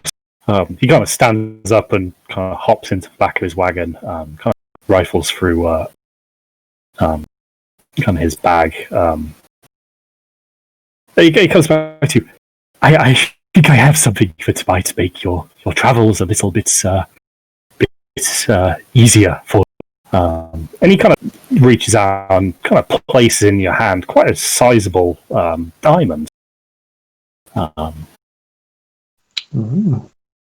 Yeah, I know that it will probably benefit you more than this will benefit me. Thankfully, we have the king's men to protect us from harm, and we don't stray too far from the beaten path. So as you kind of look down in this, it kind of fills a large part of your palm. You reckon that this thing probably costs at least 300 gold pieces. Nice. It's a hell of a gift. This is most generous. This is extremely useful to not just me, but it will be useful to the party. How could I ever compensate you? Do not worry about such things, brother. Your company during my prayer sessions has been payment, and I am sure that you will use it to do good. After all, that is why we are here, is it not? Yes, I suppose it is. He kind of smiles at you. Now remember, pray as often as you can, whenever you can, for a prayer is something that will never lose its value. That is how you can repay me. Yes, I shall. Thank you again. Well, if you will excuse me, I must meditate and digest that lovely dinner. I wish you a pleasant evening and safe onwards travel. Yes, thank you. Aladdinus bless you. And I leave the Oh, brother. tent or whatever reason. So, he goes to obviously conduct his own personal kind of admonitions for the evening, leaving you with this lovely. It's not cuts, but you can tell that it would be very valuable if it for this kind of diamond. Nice. Okay, so Titus and Havilah come out on the lash. Yendorn has been occupied praying. What are the rest of you getting up to? Fairly kind of busy caravan to occupy yourselves with if you wanted to. Ooh, these guys have been to the Dwarven lands, right? They have, yes. So maybe gemstones would be an easy thing to come across then. You would think so, yeah. I want to buy a ruby the size of my fist. It's not a very big fist, but... So you kind of work your way up the wagon. You can see not only are there some kind of like wholesale like ore and ingot tradesmen who are kind of clearly bringing raw and processed metal down. There are a few kind of jewelers who look like they might also have some kind of material goods for you. Rulin will tag along with Torek as well. So yeah, you kind of stop in front of this caravan, and you kind of see a gnome sat inside. The one who kind of Triss discovered, and he's sat down in there, and in his kind of hand, he's got this kind of little golden ring, and over his eye, a large kind of monocular kind of device to get a better look at. And he's kind of busy doing some work on this thing. He doesn't notice you guys approaching. He's so engrossed in his work. Well, it's good to meet someone where I'm not naturally staring at their crotch. Say Don't what? lie, we know you still are. The gnome kind of looks up, doesn't really grasp what you've just said, but he just knows that somebody has talked to him. Hello there.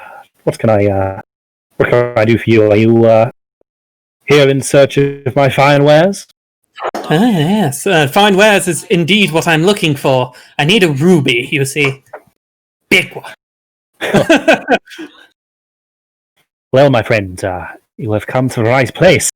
It just so happens that I am in possession of a handful of rubies, and I would be more than willing to sell you. Lovely. I take a look at his handful of rubies and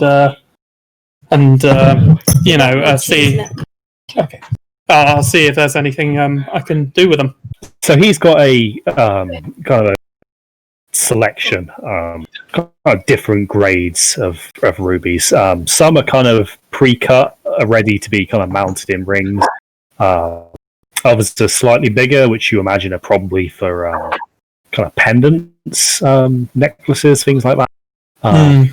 He doesn't have any bigger than that are kind of cut and polished, but he has a few kind of rough ones. And whilst not quite the size of your fist, they're a little bit big. I think kind of golf ball size, maybe. That is a good size ruby. That is exactly what I'm looking for. Essentially, what I'm going to try and do with this is craft a ruby of the War Mage with it. Right. So I'm looking to spend about 100 gold on this thing. So He kind of sees you eyeing this one up. Well, this particular piece, it's quite a beauty. I think I'll be able to get several pendants out of that one. Haven't got around to cutting it yet, but I assure you it'll shine up a beauty when it is.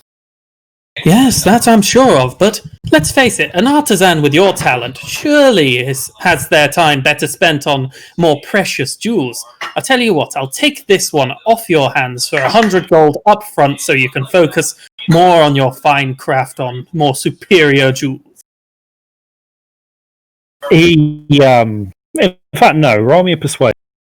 Hell yeah, brother. It's what D&D is all about. Rolling nat ones at a crucial moment. Oh! That wasn't supposed to happen. So any modifiers on that, or is that -1, so 17 total. You know what? I am wasted in this trade. I keep telling people this, but they keep beating me down. They're also derogatory just because I'm smaller than them. It's travesty, honestly.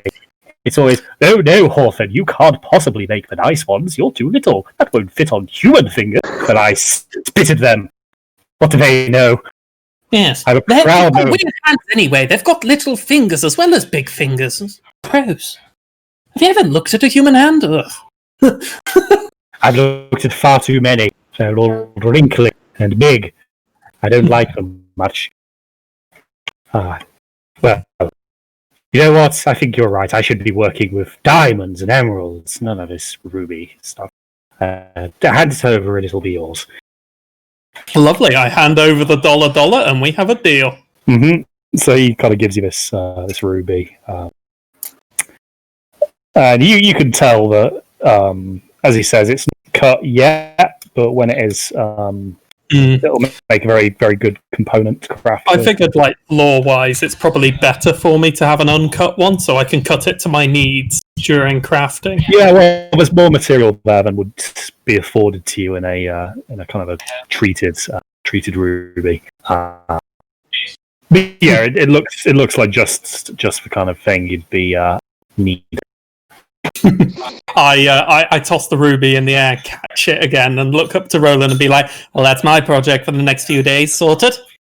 What have you got?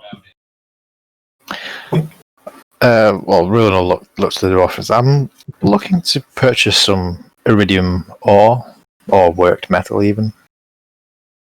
Well, if you look down the wagon a few carts down, there's a few dwarven ore merchants there. I'm sure they might be able to supply you with what you need. Thank you very much. Well, if that's everything, I'll bid you good night. Well, while he's there, actually casting his mind back to the sword that he lost to the depths of the ocean, would Ruin know what kind of gems were worked into it? Or, I mean, Torek inspected it, I think, didn't he? So yeah, so Torek kind of had an idea of it, and there are kind of an assortment of gemstones in there. A few common, a few uncommon. Gemstones in general tend to be quite good magical conduits, due to their kind of structure. Torek would kind of know the ones he would need to do any craft. Yeah, you see, each gem conducts different magics better than others, and that's what I'm working on at the moment. Ruby, you see. Ah, I see. So, which gems would you say would be required to replicate such a weapon? Well, it's more variety than what you're going for by the sounds of it. I remember your sword had a lot of jade and amber and all those, like, non-shiny ones, but then I swear I saw some topaz in there and all sorts, and I kind of start rambling a bit, like, I may have seen some... So as Torek regales you with the kind of pros of using jade against kind of a less substance like malachite, you kind of get the impression that he knows what he's talking about, and given the opportunity would probably be able to pick up the relevant things. Okay. While we're here, maybe? The merchant probably has, in fact, definitely has a very, very wide selection of gemstones. I like the thought of when Torik's like going like, oh, maybe some of this and some of that, and that gnome is just laying them out on the mat in front of him. The gnome's kind of nodding. He knows kind of what you're talking about, having obviously worked all of these gems into jewelry. Because let's not forget that in magical circles, jewelry is often commissioned to kind of act as a kind of a repository for certain spells. So a lot of jewelers get kind of magi and wizards and all sorts coming in requesting certain pieces made so that they can anchor a spell to an item. So he'd have a reasonably good understanding of kind of process as well. So if you were to pick out all of these gemstones and lay them out, what would be the probable cost?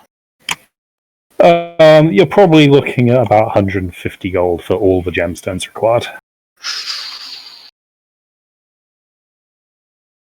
How much have I got? 172.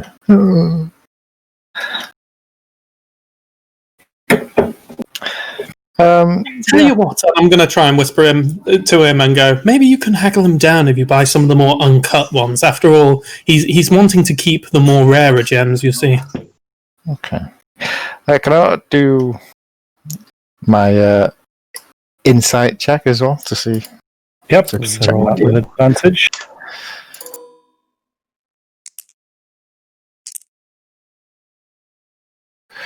The 20 unnatural. You can tell that the gems he's offering you are kind of cut, and as such, he's offering you kind of full retail price for it. But I could potentially, I could get these uncut ones instead then, and maybe Torek could do some work with them. Yeah, potentially. Alright, so for an uncut selection? No, I'll just have to check I have them all in stock. He rifles for a bag somewhere. You're in luck. It just so happens I do. Tell you what then, I will let you have them because they're unworked. I'll give you a markdown on that. Let's say 115 in quality. 115? 115. I think we have a deal, my friend. So he kind of bags those up for you in a kind of small pouch and kind of hands them over to you in exchange for your gold. So yeah, again, similar to Torik's Ruby, these things are kind of in their kind of virgin state. They haven't been touched by a jeweler's chisel just yet. But you kind of trust in Torik's ability, and you realise that probably won't be a problem. Yeah. Okay. Cool. I'll thank the merchant, and then I don't know how much money I've got left, but I'll head down to the guy that's got the iridium ore and see maybe how much I can purchase. So you kind of walk over, and you can kind of see two fairly large-ish for their size dwarves kind of sat on the back of this wagon with kind of the tail flipped down and kind of hands of cards kind of open. A few kind of coppers on the table. It seems that this is more a friendly game than any real money. But they kind of see approaching. Oh, look, lively lads, we've got a visitor. What can I do for you, lad? Good evening, my friends. I understand you're transporting iridium?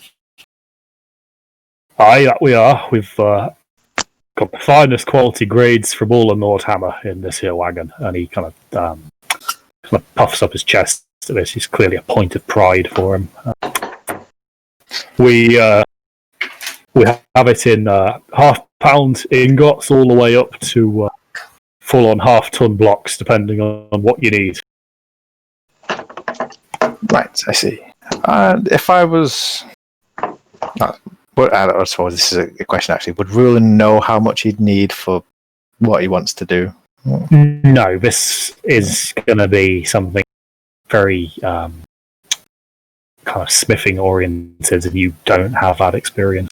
Probably should have brought Titus with me.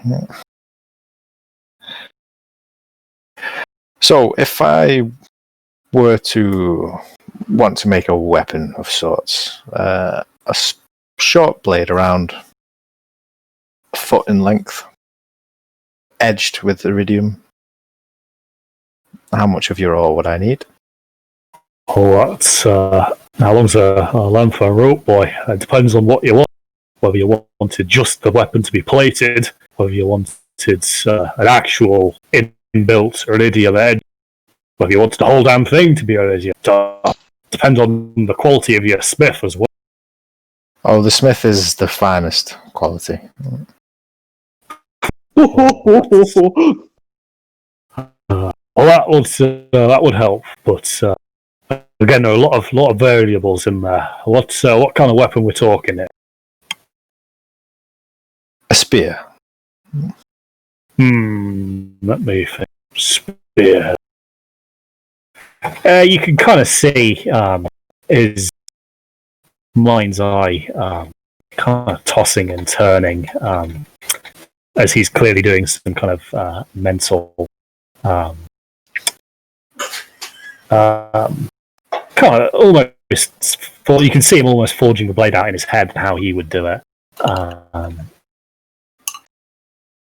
and it's kind of taken a while as he's kind of working out the kind of fine details, because a spearhead is, of course, not a standard thing. There are many different ways. So he's probably thinking of the kind of the large, sturdy ones that the dwarves used to hunt.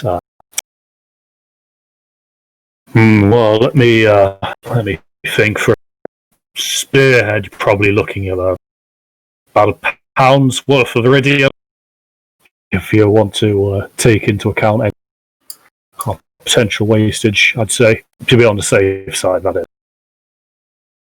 And how much would that run me back?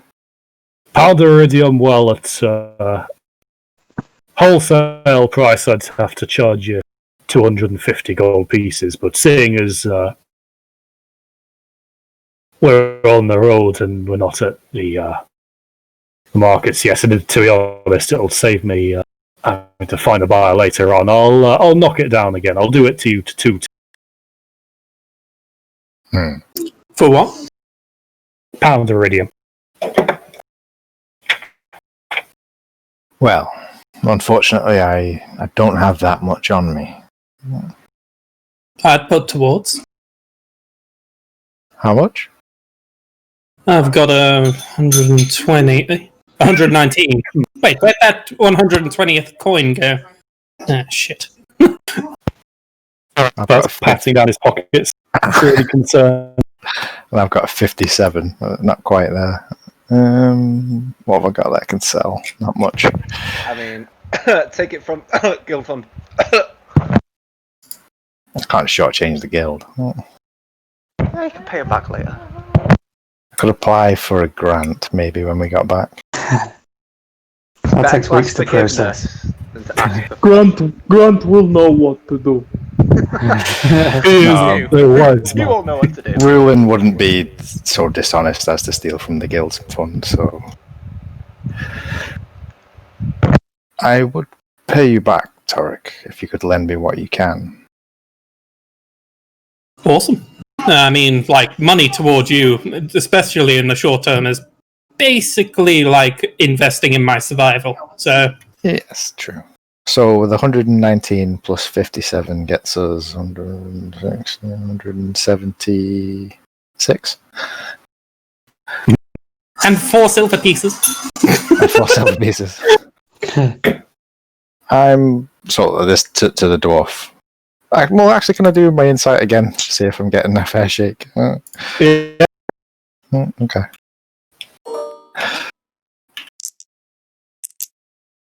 Ooh, nat 20. So I don't know what that gets me really in nat 20, but so the kind of knowledge you have of iridium is that it is not only rare, but it's also very kind of dangerous to kind of mine, being found quite deep down in only certain locations.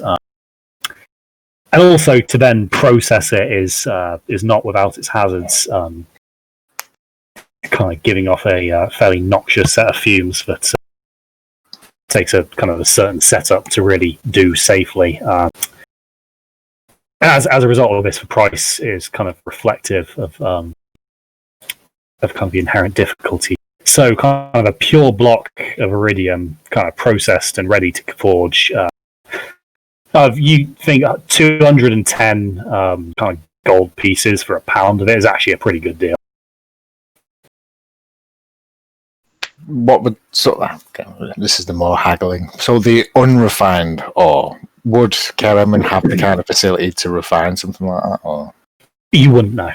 That's very technical data that very experienced smith who's done it before would need to tell.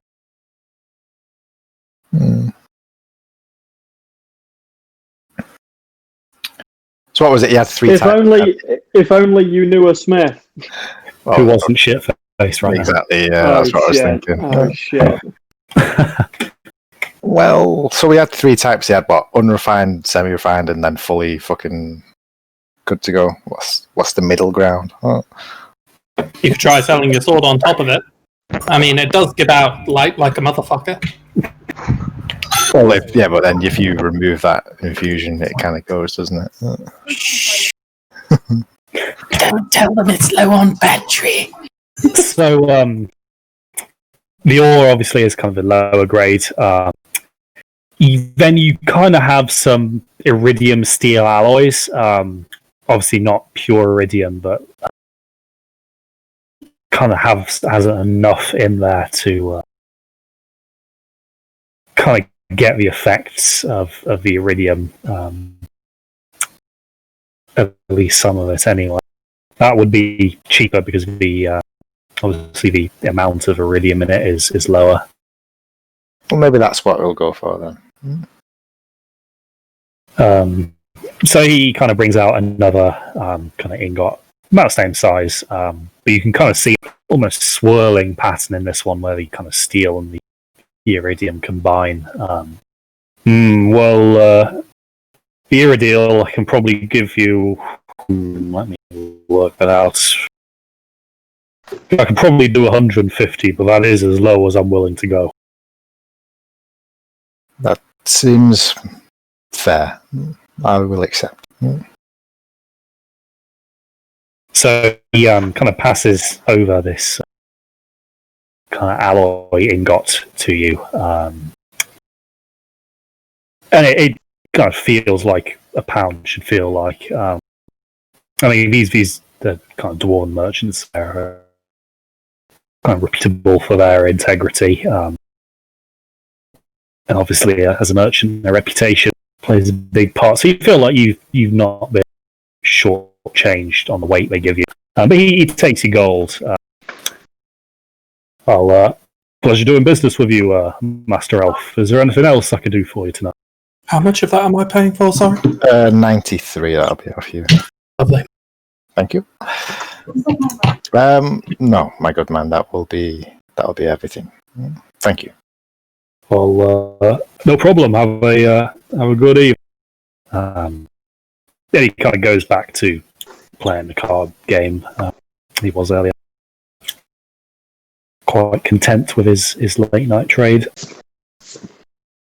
So that's Rulen is now penniless, so. But he has what he wants. So. Perfect. Triss, I think that just leaves you. And I think you particularly want to be looking for in this kind of caravan? I'd probably just have a wander down, see if there was anything kind of interesting that caught my eye. Despite her previous experience, just the regular two. Despite the kind of previous experience when she was looking at books, she'd probably still be interested to see if there was a bookseller kind of anywhere down this caravan. So you kind of have a browse. And kind of what strikes you immediately is a kind of a little, by comparison to some of the other carts, but a kind of a wagon with trinkets and curios branded on the side. You kind of in it, you can see a fairly elderly chap, kind of having a bit of a nap, kind of in the chair, and there's a kind of a whole array of kind of boxes and little bags behind him. It looks like he's kind of well stocked for goods. Is he asleep, did you say? Yeah, he's kind of dozing a little bit. It looks like it's a fairly light sleep for now. I guess I'll wander up, not quietly, especially, just kind of stroll across. So Make you my intentions clear that I'm so you interested. wander up to him and kind of give a little cough. But he kind of snaps like, hey, oh, hello, dear. Have you come to an old man's evening to make?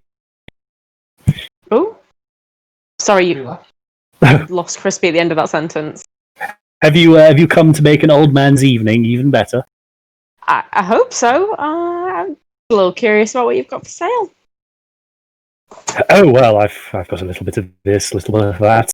Curious from across three realms collected on my travels. Oh, All sorts of knickknacks, both magical and mundane. Let me show you a few of my finer pieces. And he kind of brings back a little kind of chest and opens it, and he kind of pulls out a kind of set of spectacles. These particular glasses, they translate Elven into common. It was commissioned by an Elven noble who wanted to read adventure novels with his adopted human daughter. So I'm told before they had to pawn off their possession. oh, what a shame. Well, for him, yes, but for you, well, it provides you with this lovely buying opportunity. Aside from the fact that I already speak Elvish, it's maybe not the most useful for myself, except as a curio. Well, I have something else just for you. And he kind of puts it back and kind of delves kind of deep. And he kind of pulls out a small kind of claw hammer, this hammer will drive any nail straight in, no matter what angle you hit it from. I got it from an elderly carpenter who had it made for him when the Parkinson's set in, but he's dead now and won't be needing it. I do know a couple of people who maybe would be interested in that, but not so much myself. Not so much into the physical labour and woodworking. No, what am I thinking? You look like a very classy lady. Here, let me find something I've got just for you. He kind of delves back into his wagon, pulls out a lovely kind of comb made of some quite ornate material. You suspect to be jade. A comb that's, when combed through hair, blades it into a design of the latest fashion. Commissioned by a dwarven baron who wanted his beard to always look on fleek, I believe he said. Wow. Yeah. It's very nice. It's very, but I spend so much of my time on the road. And my companions are not always the most. It's probably also a bit wasted. Have you got anything that would be more suited for a kind of Killing shit. yeah? Well, it's not usually my thing to deal with weaponry, but I have a few things that might be less directly useful to a lady engaged in such craft. He kind of looks a little bit kind of as if he's thinking deeply as he delves back into his thing this time. So he comes back to you with a kind of large net by the looks of it. Well, this is a fishing net that repairs itself free of any tears, but I'm told it does take a few hours for it to set in. But it'll do wonders for catching small game and fish. I can assure you that. You could kind of tell he's got the wrong end of the stick when you said killing shit. He probably meant thinks you meant like kind of hunting small game. Oh, that would be an awkward one too. And then Trish is just going to nod and say, "Yeah, the ranger and my as one of my companions, I think he'd be rather insulted if I tried to take over that role." Yes, rangers they can be a bit touchy at times, can't they? Especially if anyone tries to lend them a hand. Yeah, he does what he does very well. I don't want to intrude. I was just going to get a shiver and be like,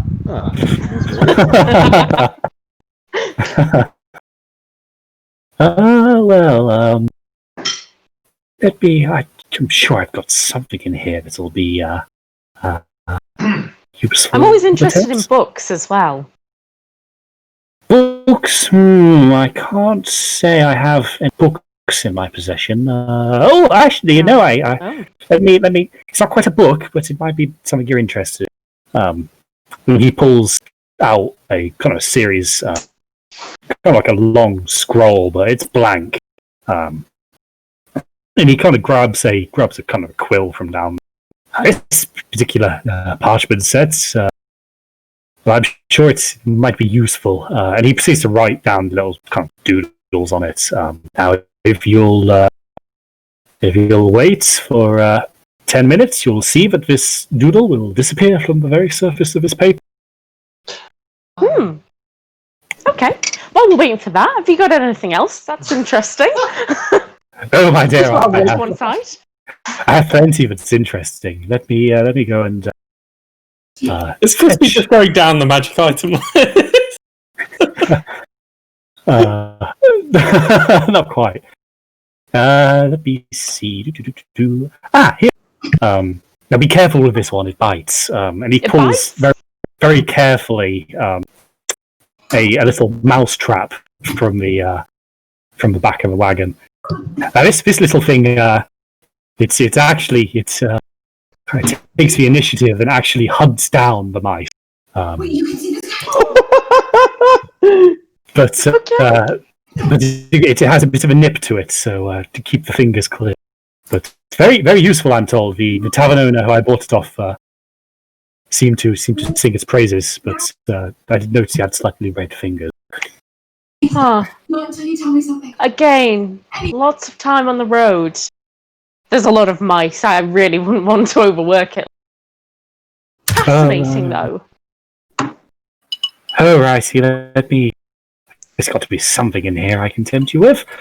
You can see now that he's kind of starting to almost take this personally, that not one of his suggestions has kind of hit the mark. Yeah. So I am. Oh. He pulls out a kind of large wicker basket, got a tall handle on it. This little thing used to belong to a very clumsy post. It'll keep the contents in and secure no matter what turbulence affects it. Yes. Oh. Yes, I'm assured that it's very good at what it does. Perhaps very useful for somebody who is bouncing along on the roads and prone to lose things from pocket. I mean, I can't recall the last time I did lose anything from the pocket, but I am curious enough. Could I take a closer look at that? Mm-hmm. So you can see he grins now that you're actually interested in something. He kind of hands you this kind of basket. And to the eye, it looks like kind of any other basket. Here, let me show you. And he kind of pulls his coin purse out and puts it in the bottom. Now, give it a good shake. See what happens. So sure enough, as you start shaking this thing, kind of gently at first, and then more vigorously, the coin purse kind of stays at the bottom of it and doesn't fall out. Even when you've kind of got this thing tipped almost on its side, it kind of stays put at the bottom. Clearly, it does exactly what the old man said. Fascinating. Ah, very good. Keep that one in mind. I like that. I like that a lot. I am a spellcaster, though, sir. Is there anything that you would have that would be suitable or helpful, perhaps? Well, I don't have anything relating to spell tomes or anything that might help you cast. I must say I'm more of a magical items than I'm not a practicing magician myself. You see, I just collect. Okay. But if you're going to be on the roads, is it fair to say you're exposed to reasonable amounts of danger? Yeah, that's probably quite accurate. Perhaps something like this would help. And he kind of pulls out a little pebble. It seems to be made of kind of like a dark obsidian. Now this one, this is a little stone that alleviates the pain of small burns when held. I got it from a druid who accidentally was injured in a forest fire once. He tells me it helped him greatly when he was recovering.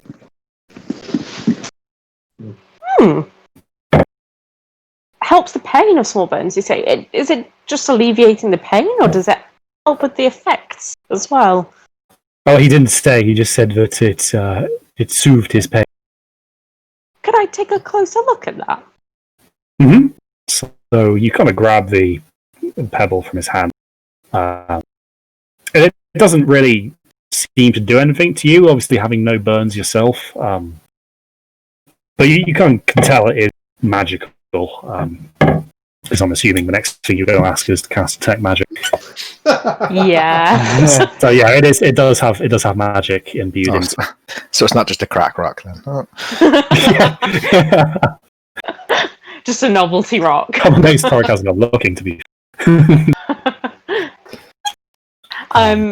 Don't go giving them any ideas, asking anyone if they've got any mysterious white powder on them. Yeah. What's the cost of this item and also the basket? I'm very intrigued by that. Well, tell you what, my dear. If you're looking at both of them, I'll give it to you. I'll give them to you for 30 gold, shall we say? You've got yourself a deal. Excellent. I'm glad that we've come to an arrangement. He kind of puts the pebble in the basket and kind of hands it to you as you pass over the corner. I'm going to give the basket a good swing around, just for good measure. And the pebble stays firmly rooted in place. Amazing. Fantastic. Thank you. No, thank you, my dear. Now, if there's nothing else I can do for you, I will head back and get myself some shut eye. I'm not as young as I once was. Thank you very much for your time. It's okay, dear. And he kind of clambers back up to where he was asleep before and kind of positions himself to kind of settle down for the night. Yeah, I suppose I'll head back to... I'll maybe probably wander along and see if I can find Rulin and Torek, see what they've got up to, see if they found anything. So you kind of do find them just as they finish haggling. And it seems that Rulin's kind of got this ingot in his hand.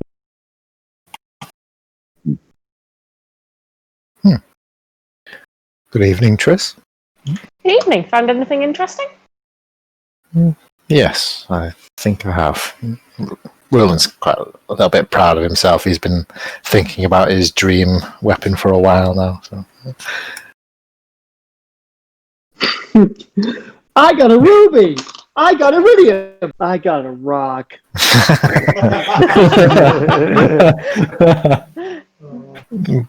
I got a jar of I've got some magic beans.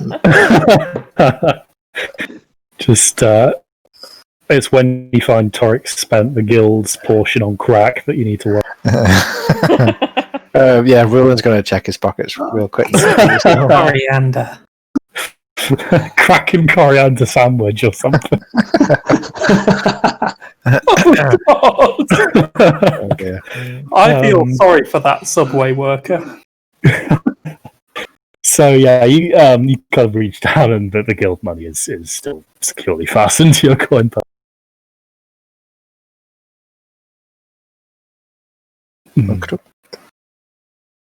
Well, we should probably find the others and set up our own tents for the night. Make sure that Havel and Titus are still alive, I suppose. Yes. And also, I where's do have Yendor got one to? more thing I'd like to do. Uh-huh. Speaking of Yandor, oh nice. On his way back. Yeah, after his prayer session. Yeah. Well, first of all, Havel said not to look for anything without telling him, but I think he's quite drunk, probably. Right? He's pretty far into that bottle of Titus. Yeah. So I'm just going to go ahead and look. Mhm. So I'd like to go to that same jeweller's that Torek and Roland have been to. Yep. So the gnome kind of looks up again from his. Oh, jeez, can't get any work done this evening. Hello, what can I do for you? I won't take much of your time. Would you happen to have platinum rings in your inventory? Platinum, you say? Well, yes, of course. What kind of jeweler do you take me for? I have a selection here. He kind of brings out a little tray, and on it you can kind of see a few platinum rings in kind of different kind of styles and sizes. But there's quite a few there, and you kind of see a few that look like they'd be a good fit. So I'd like to try one that's a good fit for me, and then one that's a bit too big. Yes, okay. You're probably going to want these then. So he kind of selects a few kind of off the tray and kind of hands them. And you try one on that you think is kind of meant for you. And the gnome's eye is clearly quite keen as it kind of slips onto your ring finger. And it's a snug fit, but it's not loose enough that it's at risk of coming off, but it's not tight enough that you could feel it being uncomfortable. And then the bigger one, obviously, is far too big for your finger. Yeah, I want to be. Yeah, good. Yes, these are perfect for me. Thanks. How much would you be asking for this pair of rings?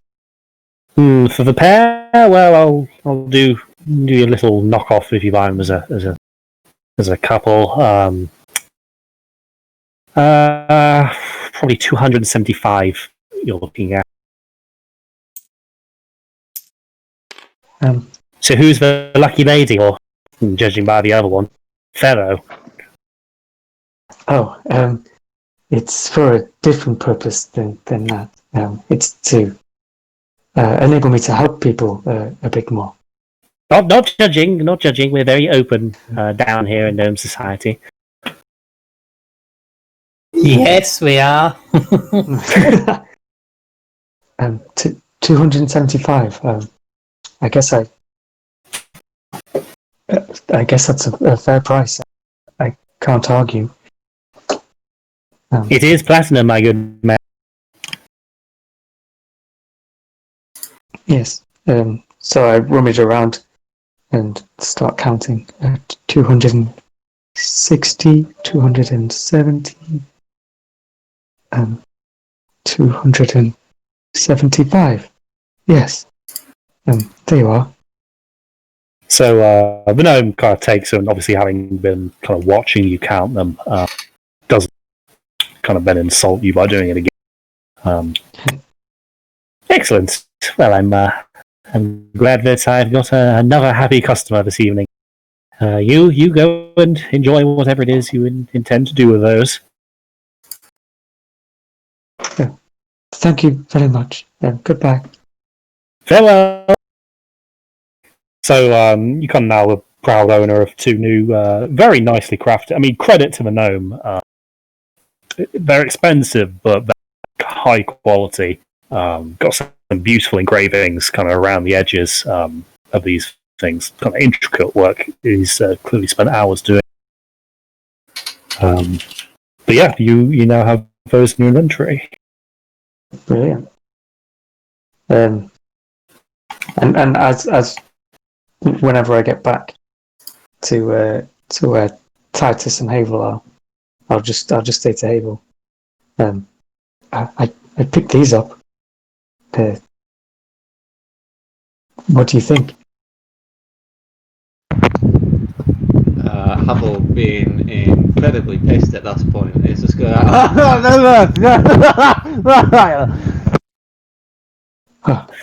Perhaps I'll tell you again in the morning. Yeah, at this point, it's very clear that both Titus and Irontooth are fairly well into their revelry. The bottle kind of lies empty beside them. But you kind of get the feel that Titus is a bit. The alcohol has had a bit of a depressive effect from the kind of look. He's just like, he's still just looking into the fireplace that me and Havel made. He's just been, he's been like chuckling at Havel's jokes still, and like, but it's.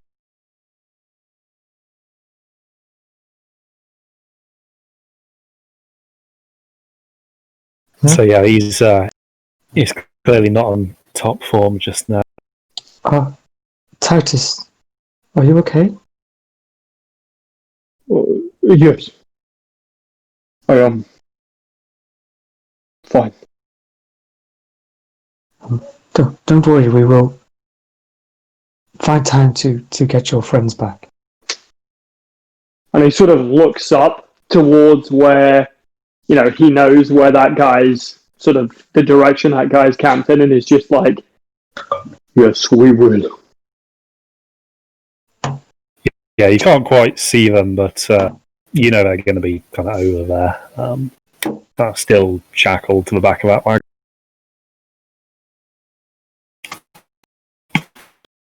So, I guess with you all reunited, the evening, very quickly drawing in now. It's probably time for Havel and Titus to sleep off that boot. So, unless there's anything anybody else would like to do. The question is Titus gonna go and fucking kill that guy in his sleep and free those two? That is the question, isn't it? And also, who's on Titus watch tonight?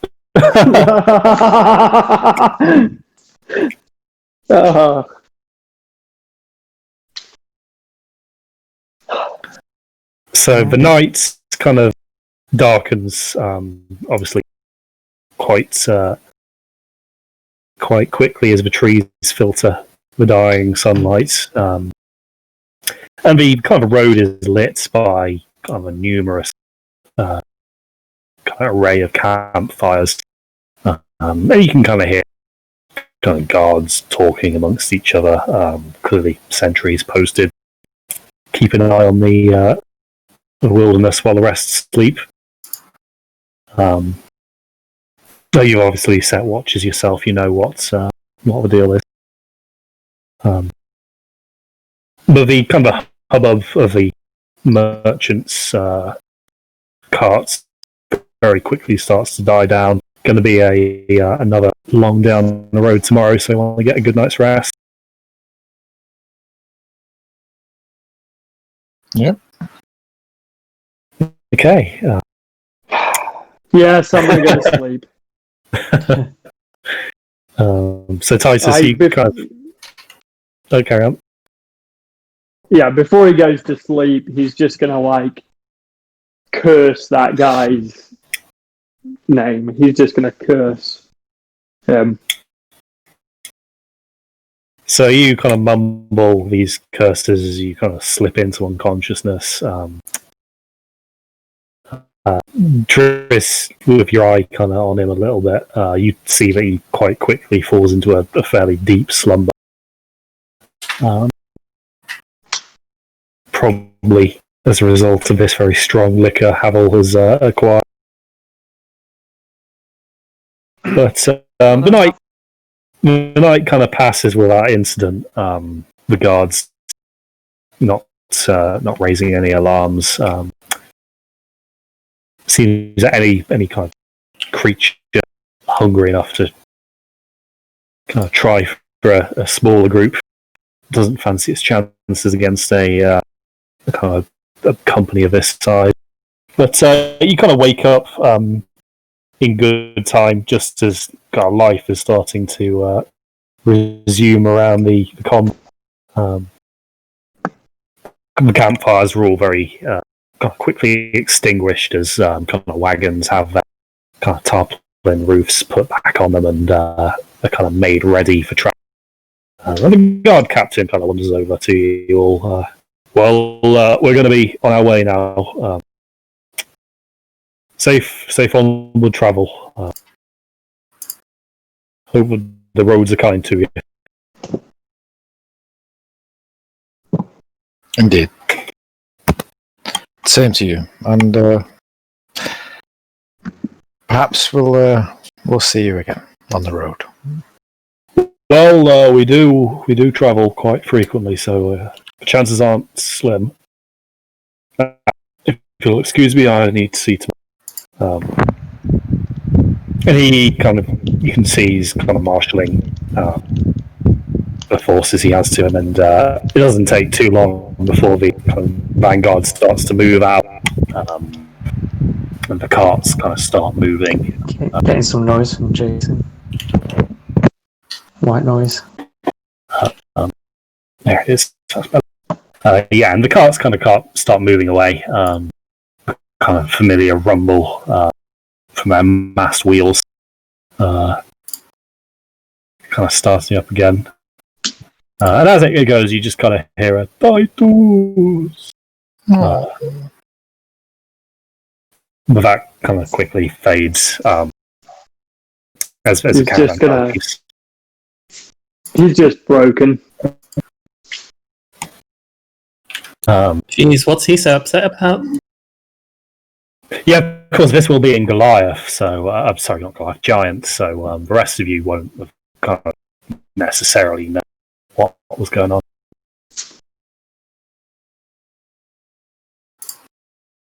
But yeah, the caravan kind of picks up the pace a little bit, and it doesn't take too long before kind of the last kind of caravan and the rear guard are out of sight and kind of moving on their way deeper into the southlands of the Lafari Empire. So you guys reckon you probably only got a day and a half between you and Caranwen by now.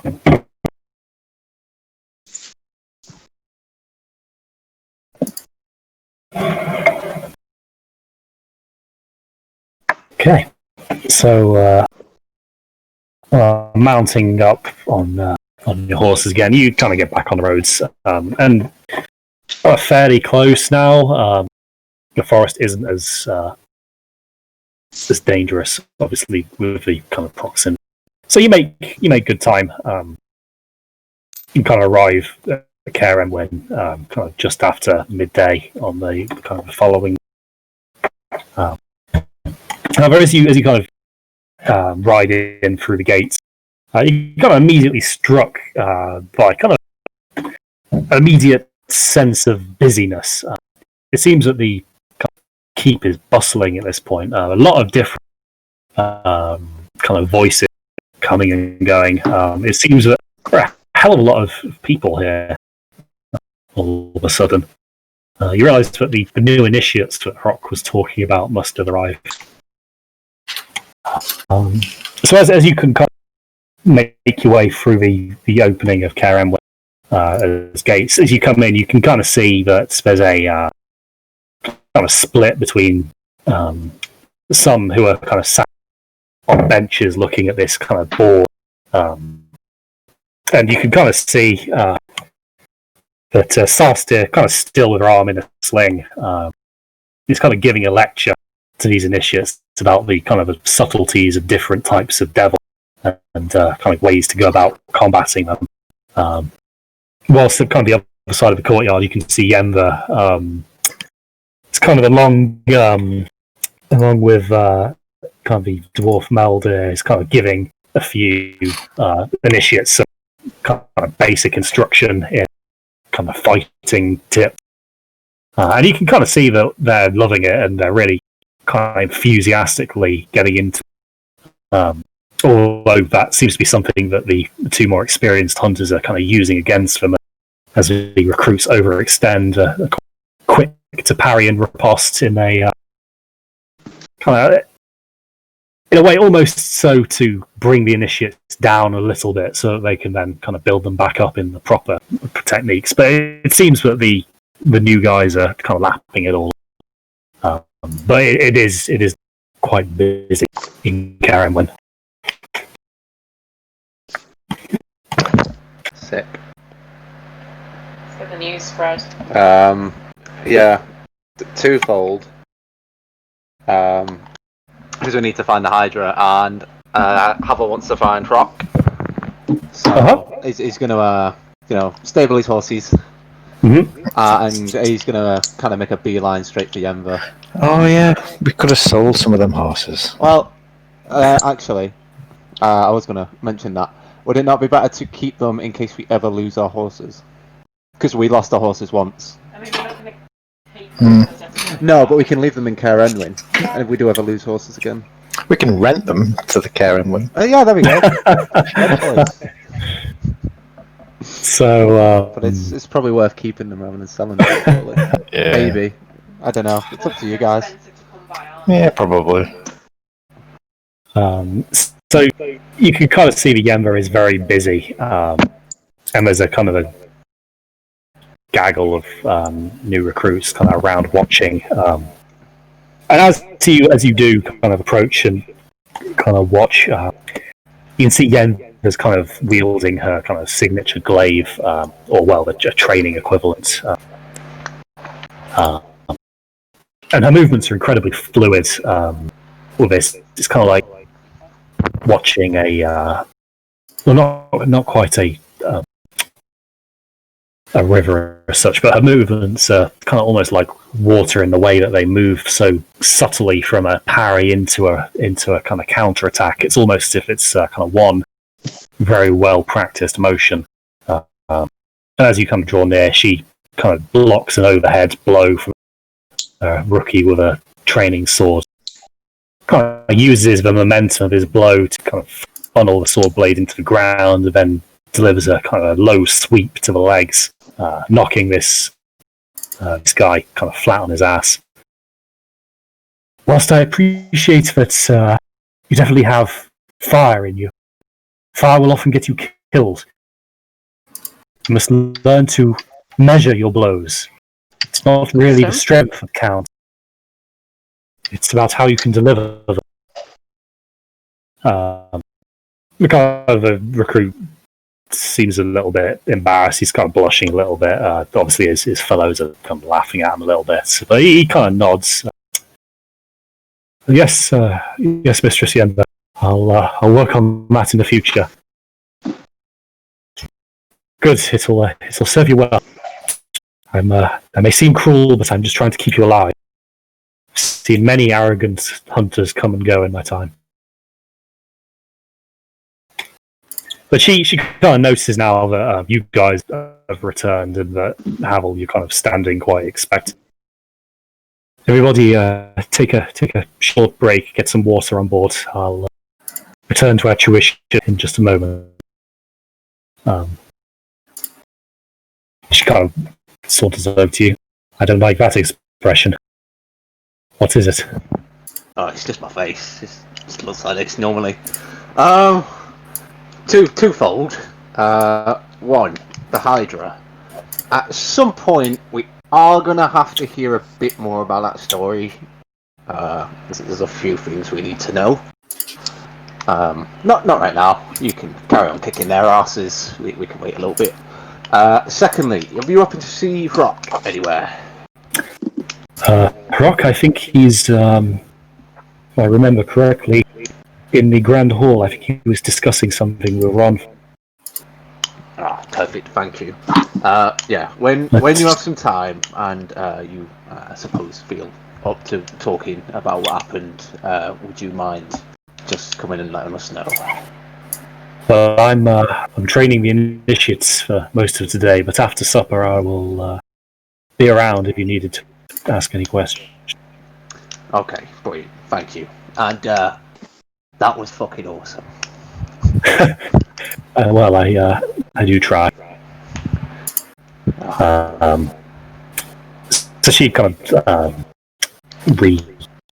of shoulders her glaive, kind of marches over, clearly intent on distributing some more hard lessons to these recruits. Excellent. I'm going to go back to everyone, specifically wherever Torek is, if everyone's split up. I don't know what everyone's doing yet. Yeah, so you find Torek. I'm like, alright, Torek, you're coming with me. We're going to go chat to him. Am I going to get more, you know... Go dust. Just going to stare at him blankly and be like, what? Oh, it's not about that, is it?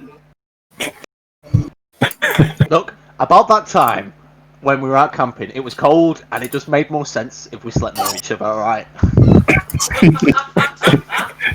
Torek is about kind of hot water bottle size, so. No, we need to go speak to Rock. Broke back Edwin.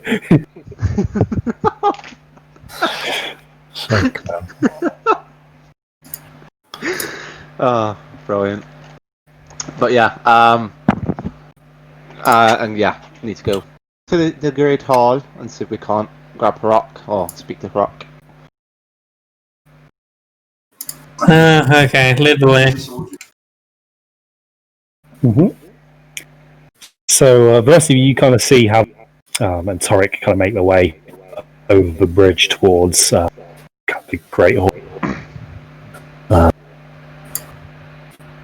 Anybody following? Are we staying, doing other things? Yeah, I'll follow. Uh-huh. Yeah. Cool. Well, there's some stuff yeah, that just, he wants to do. Yeah, just kind of speak up, basically. If not, I'll just assume you're kind of going with the group. So yeah, you guys kind of march over the bridge and kind of come to the great hall. And you can kind of see already as you enter, Croc and Ron kind of poring over some kind of ledgers at the far end. You realise it's probably something to do with kind of the treasury element of running the guild. But as you kind of enter, they look up. You see Croc. You're back. Good to see you in one piece. Any news of Quiniel? He's stable, but they're unable to revive him from his coma at the moment. We do have some leads, though, on how we may be able to help. I'm glad to hear a specimen of what we've had up until now. I think that getting a Quiniel back is going to be important to us. Yes. He's the only one who knows how to maintain these bloody sigils on the walls. Speaking of that, Yes. we need to chat. Preferably somewhere a bit more private. Well, Ron Fan here is part of our inner circle. If anything you can say to me, you can say to him too. Fair point. Do you remember when we told you our lovely little trip to a dungeon when we got kidnapped. That was fun. Oh, the memories. Alistair, the tiefling. Do you remember? Please, God, tell me you remember. I recall you saying I've been trying to do some digging myself while you've been gone, but I can't seem to find anybody who either knows or is willing to tell me anything about these chosen sons. Right. Well, we ran into him in Allurist. Well, I ran into him in Allurist. That was good. Tied me to a chair, took my hand.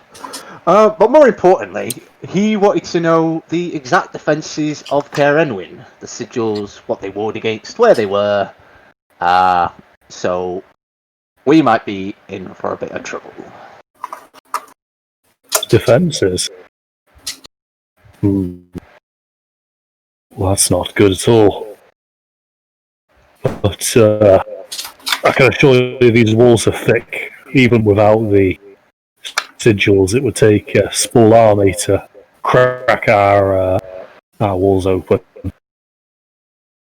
But anyway, Aquilio checked the walls not 2 months ago. They're in fine condition. Well, they may have access to power. Some great power. Doric, regale him with our story. Of the great Aladdin and his mates. Of the raspberry jam.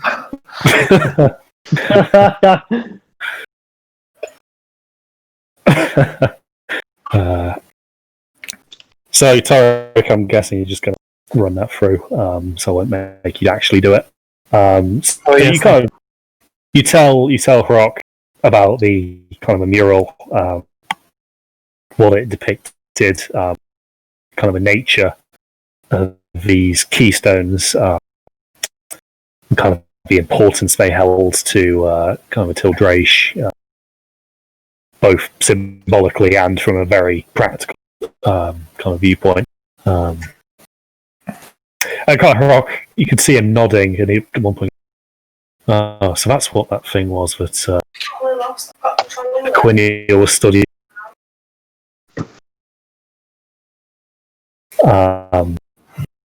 But you kind of carry on, and you kind of get to the end, and you kind of lay it on him that Alistair, you think, has one of these in his possession now. Oh, bloody hell, that can't be good. indeed. Actually, it's just occurred to me. He probably doesn't have a way of tracking where they are exactly. The reason he's probably thinking of attacking Caer Enwyn is because he's probably after the one that got destroyed, naturally. I don't know how they do it, but it seems that he knew where to find that one. So he probably superficially knew about this one's existence, but doesn't know it's destroyed already. Interesting.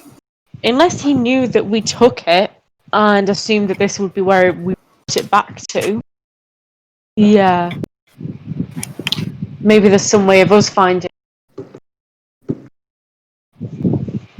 This could be an opportunity for us. Did somebody say trap? We know they're coming here, and we know what they want. Obviously, we don't have it, but if they thought that we did, we could, yes, lay a trap. The fortress is as fine a place as anywhere to fight these beings. Perhaps if they were to believe the fortress were weaker than it was, that the runes had failed somehow, they may be led into an ambush? Possible. Maybe I could make the runes look like they're damaged on a certain side. Well, it's doable, but Torek, I mean this in the nicest possible. I don't think I can risk you damaging the actual seals. It's not just these Orsons who are trying to keep out. Ah, you're the boss. I probably wouldn't trust me either now that I'm thinking about it.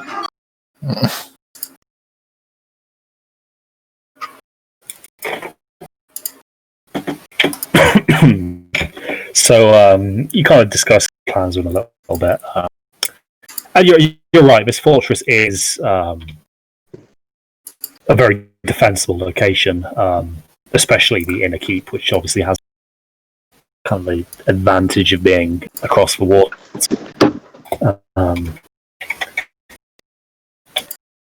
So he kind of takes on board the news you've told him, and you can see while he's obviously concerned, kind of his immediate thought is on kind of what actions to take. He doesn't kind of falter too much. He's very kind of focused, as you know him to be. He's a good leader. Rocky's always kind of got what's best for the guild at the forefront of his mind.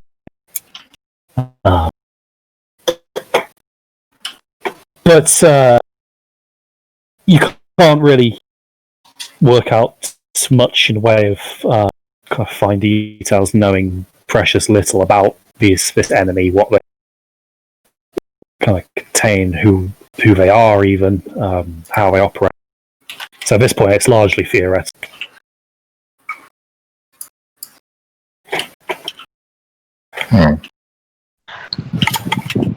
Probably important that we get Cornel back as soon as we can. Whatever happens, they're going to know that they need to come with a party of men. Whoever to try and storm the place, they're not going to come in expecting it to be easy. No. We need to have a look for that Hydra. Croc kind of looks up at this. Oh, it wouldn't be the Hydra that we've just got a new contract for, would it?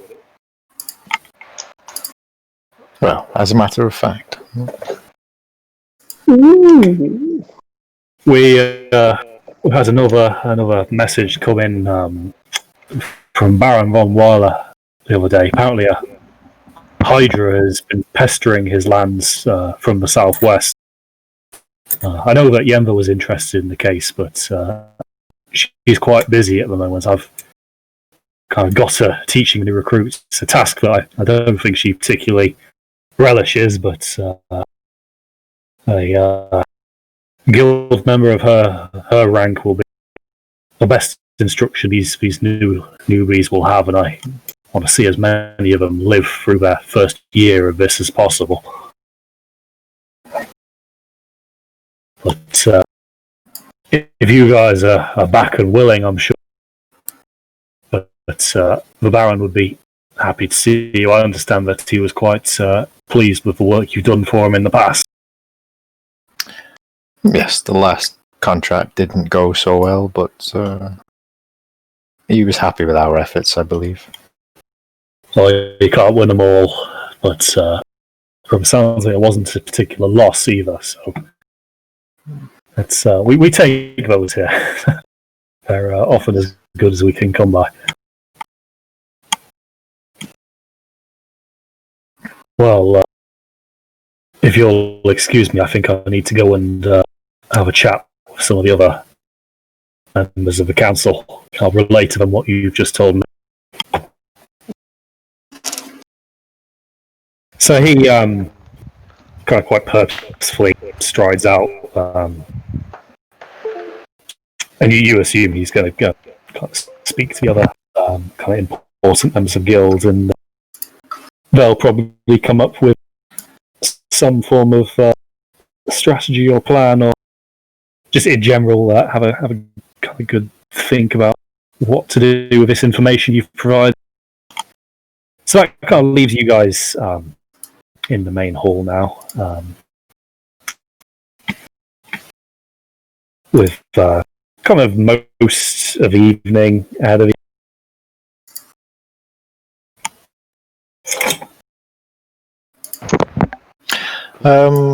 I begin work. Yeah. Okay. Well, yeah, I suppose Tarek will be working on Rulin's gems as well. So Rulin might see if Titus is up for paying a visit to the blacksmith. So you look around, you can't actually see Titus. As you were kind of regaling Croc, it seems that you just didn't notice that Titus didn't actually follow. Didn't notice the fucking massive guy. Rulin will wander off to try and find Titus. So you kind of make your way back down the ladder. Sorry, not the ladder, the bridge. Going into the main kind of keep. And you can still see Yemba and Sarsteris kind of keeping up their tuitions. A few of the recruits are really starting to look quite ragged now, having been on one too many blows from Yemba's wooden glaive. You can kind of hear ringing out kind of dull but kind of rhythmic, kind of clanking, kind of metal on metal coming from the forge.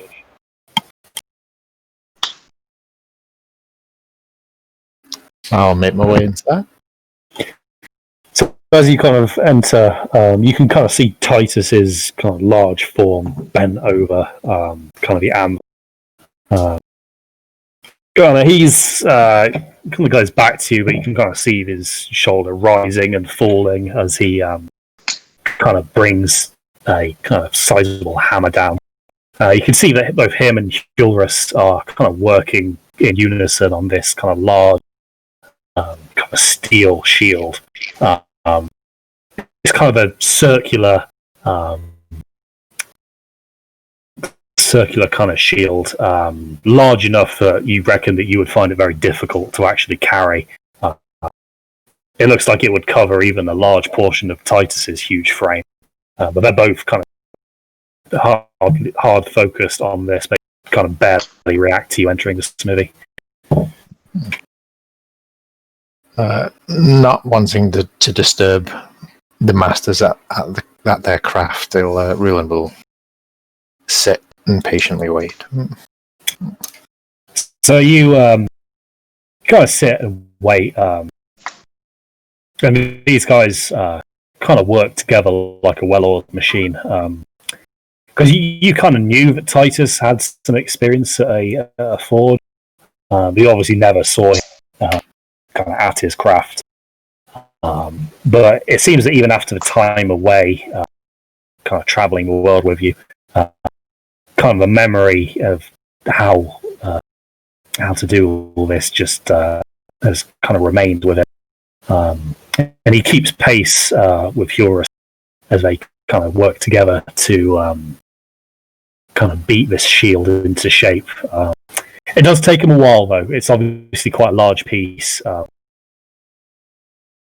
But every now and again, when they kind of put it back into the forge to heat up, they kind of have a moment to chat to. So if you wanted something from them, you'd be able to ask. Okay. Yeah, Titus is only when it's out, he's only stopping to wipe tears from his eyes as he hammers away. Oh, jeez. Crikey. Titus, my friend, this looks like a fine piece of work you have here. Yes. I will carry it when I free my tribe. When we free your tribe, my friend. Titus I'll be there smiles. with you. Titus smiles at that.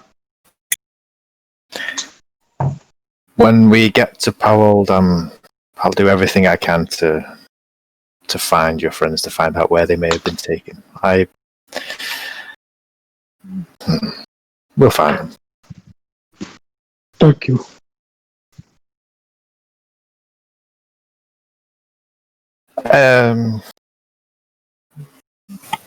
So Horus is kind of sat there, kind of looking grim. You imagine that Titus has probably filled him in at least a little as they were working. Horus, your schedule may be full at the moment helping Titus, but I have something you may be interested in. And Roland will reach into his pack and pull out, well, I guess it's wrapped in a cloth, but will reveal the alloy, iridium alloy. Mm-hmm.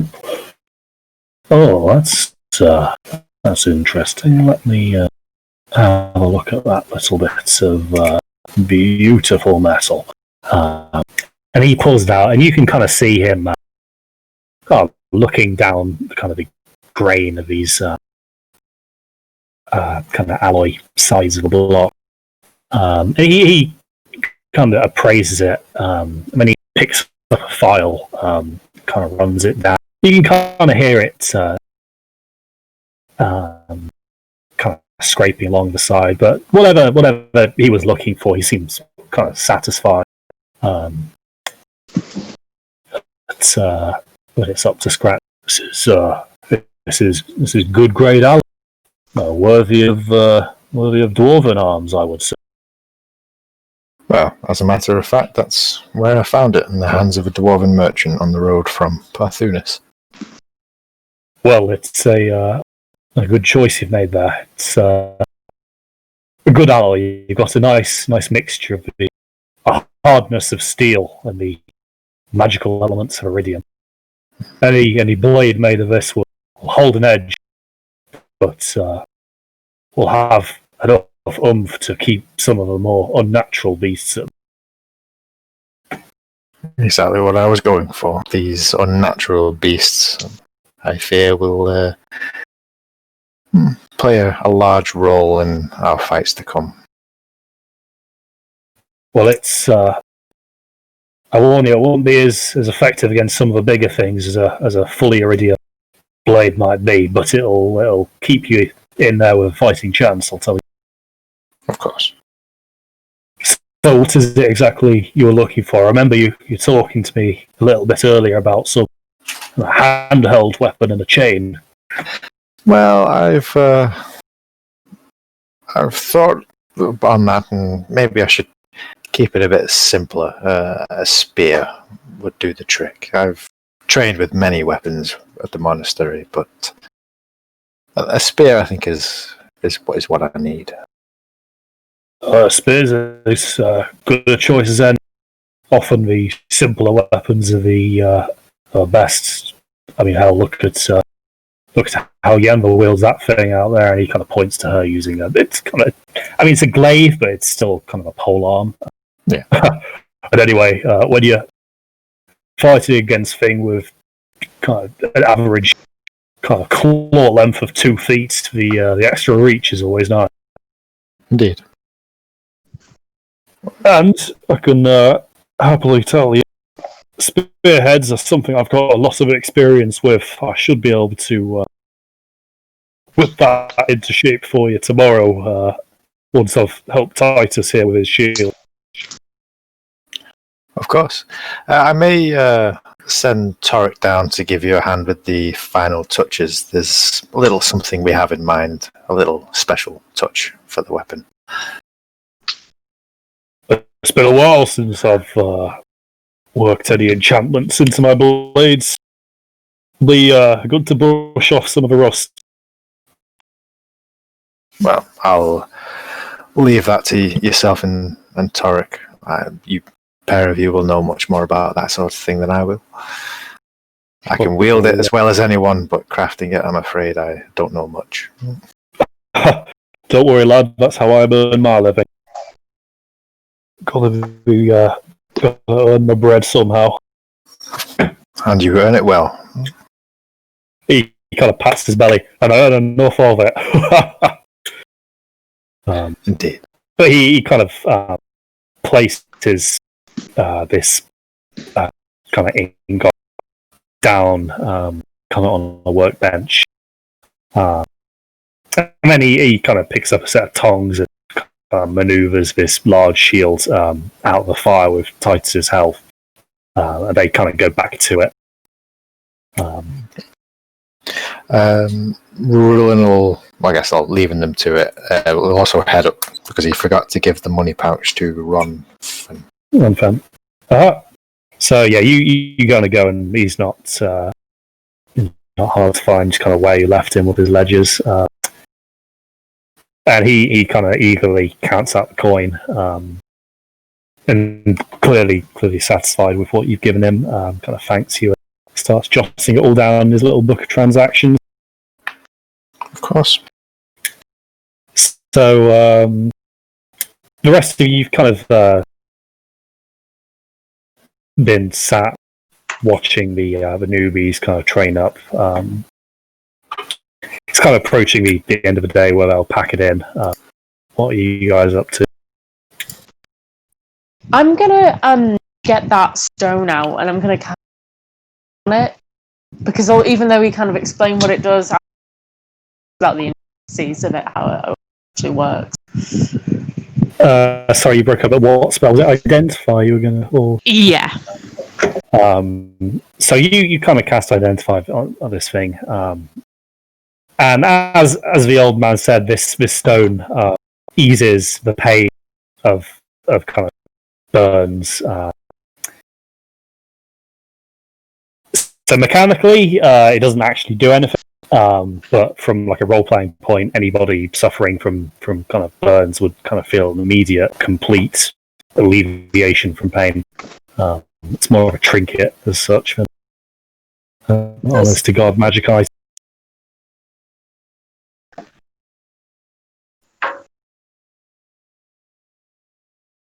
But who knows? You live in a dangerous profession.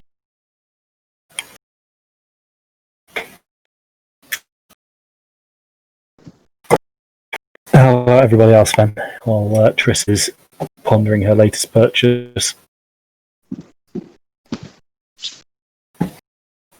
There's no sort of library or anything in Karen, is there? Only the one that Aquiniel keeps. Although that is unlocked after Torik's little expedition into it.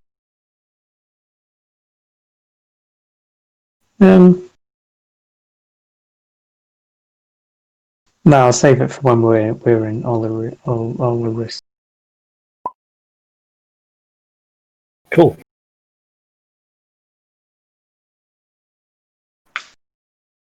So, yeah, I guess if nothing else is on anyone's agenda. One question, actually. Yeah? Just out of curiosity, this is outside of roleplay. You know, quivers are 20 arrows. Yes. Just because I haven't actually seen anything on it, can you get like improved quivers that can carry more, or is it literally like you have a quiver, it's 20, that's it? I mean, you could carry multiple quivers. My God. Have you used 20 arrows in a single battle? No, but the lowest I got was 7 when we were fighting the ice giant, and I kept shit. So, fair enough. Like, I don't want to get to the point where I've completely run out. Just, a plan for eventualities, man. Of course. Havel's the planning type. Cool. Would that... Oh, no, did not mean to press that. Sorry. Oof. Oh, thank God. Weak. I just got that achievement. That's really funny. Trying to flip the table and fail. I accidentally clicked it, yeah.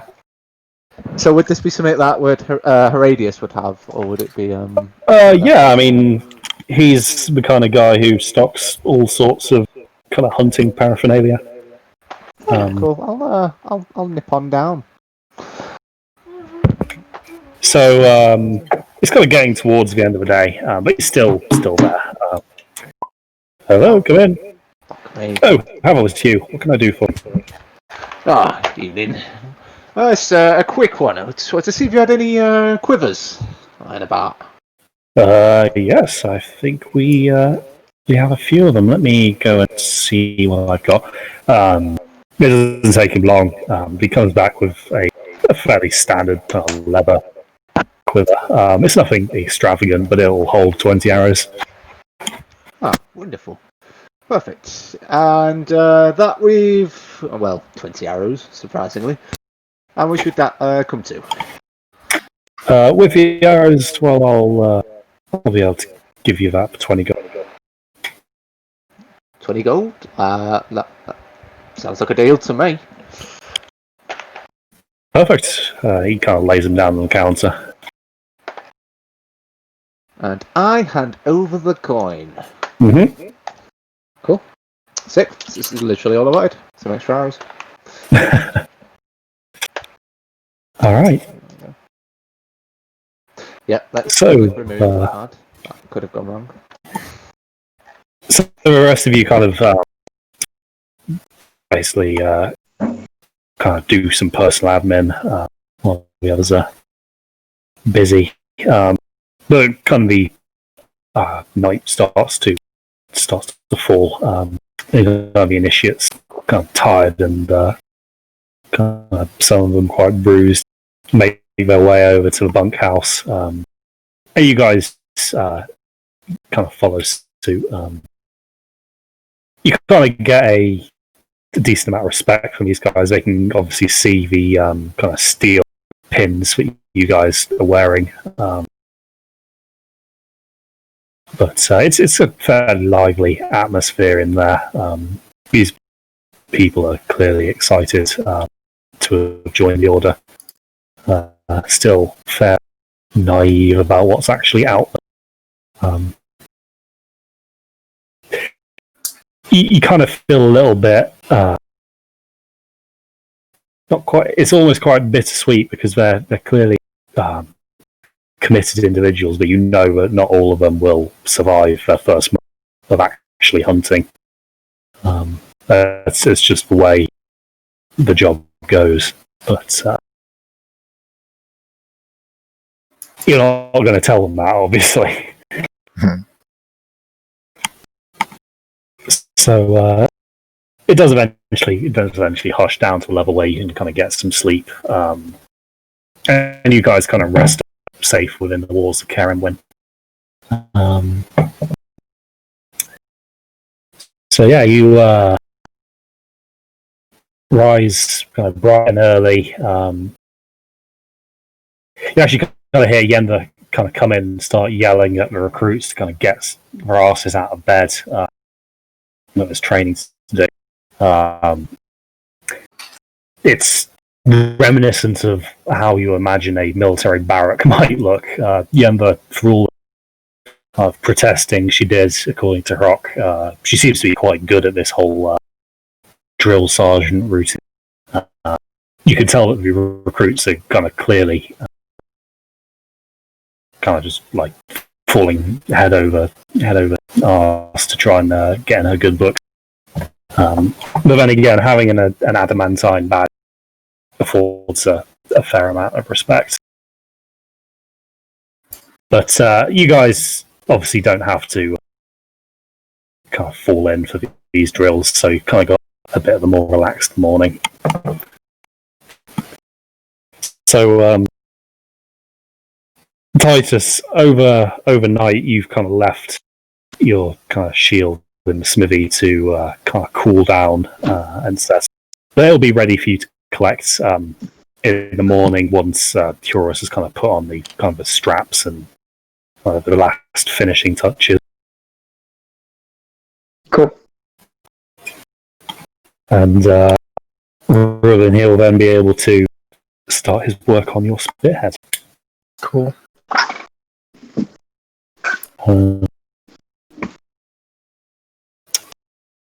So yeah, we'll just fast forward a bit. So the afternoon passes, you get your spear, Rulen. So it's going to be, because it's an alloyed iridium weapon, its attacks will, for purposes of ignoring resistance, count as magical, and it is going to be +1. Oh, what? Sorry. So it'll count as like iridium like magical for ignoring kind of resistances, and it'll be kind of +1 for this spear, as it is a very kind of fine That quality. is a sick magical attacks +1 spear. That's fucking sick. And then The head is kind of a dwarven style. It's quite flat and broad, and you can kind of see the kind of wavy, think kind of like Damascus steel pattern. On it. It's clear Purus has done a phenomenal job on. And is Torek around to complete his enchantment? Well, Torek is definitely around. If you can persuade him to help you. Get some flour and put it in a Well, basically, it's transferring the infusion he's made on the sword. But, You want me to what? I thought I was just decorating it. but with the gems that are purchased, could it make it a permanent sort of thing? The gems that you've purchased, the slots in the spearheads that Purus has left look like once they're cut, Okay. will fit these gemstones. Torek, roll me an Arcana. I'm not trying to make myself too overpowered, by the way. No, I know. Dude, that is so sick, though. That is an 18. You reckon you could probably craft an enchantment that would last independent of your enchantments and your limitations thereof in this sphere. I love you. That is baller. I'll happily do this for you. May need something to help me stay up all night on it if you want a good job. In exchange for one thing. Just this master artificer who just works exclusively for crack. He's a crack-o, definitely. Ah, yes, cocaine. Just in a back street somewhere. I'll enchant you. Just a little bit of crack. God. His So, Tarek, dark future. Tarek, you reckon you could definitely do this,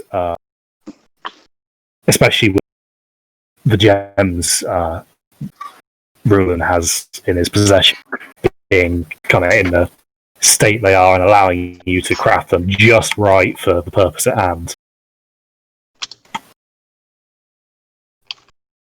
Oh, that's wonderful. So it is going to take you. It's going to take you a few hours to do, but you'll be able to manage that one.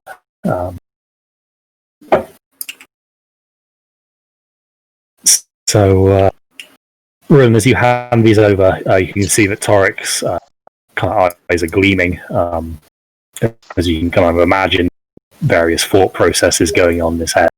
But he takes them off and starts working. And by kind of early evening, he kind of returns to you with his spear, and kind of at the kind of base where it joins onto the kind of wooden kind of shaft. There are kind of 4 sockets, each of which is filled with a different coloured gemstone. And Torek kind of assures you that this is now kind of enchanted in the same way that your sword was, and should kind of last as long as the gemstones remain intact. Holy shit. Enjoy. Oh, I'm enjoying gem magic a lot. Just to clarify then, I'll make sure I'm not taking advantage here, but that would make it a +2 spear? It would.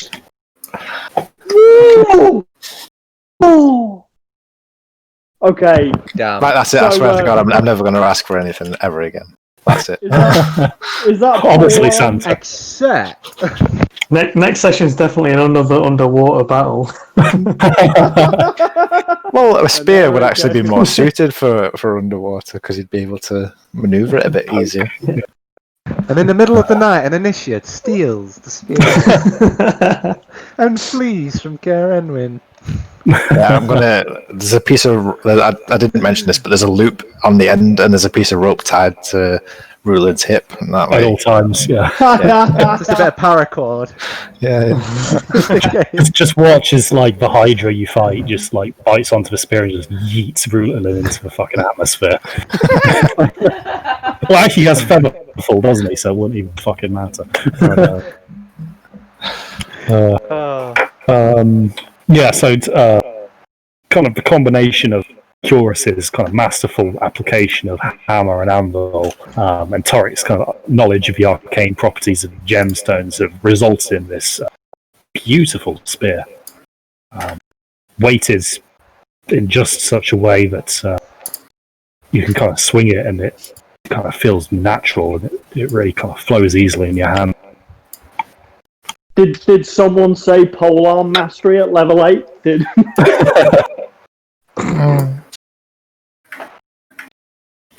Yes, it is truly an incredible piece of work.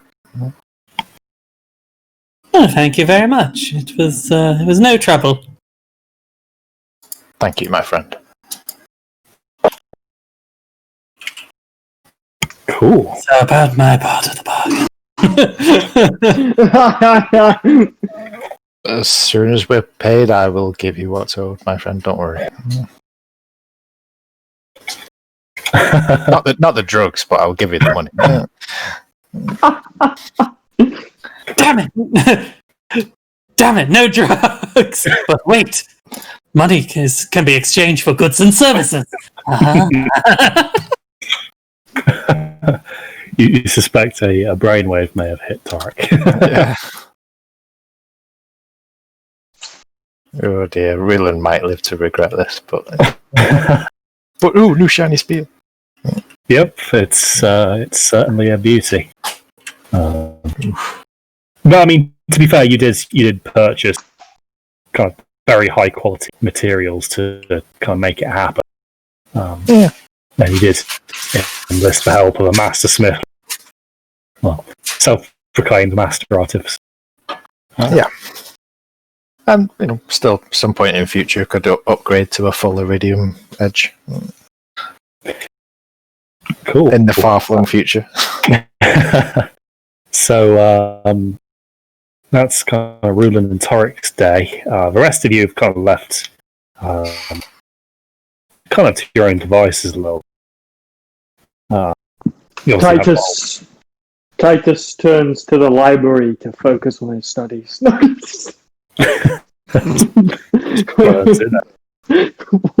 did I do? Doesn't know how.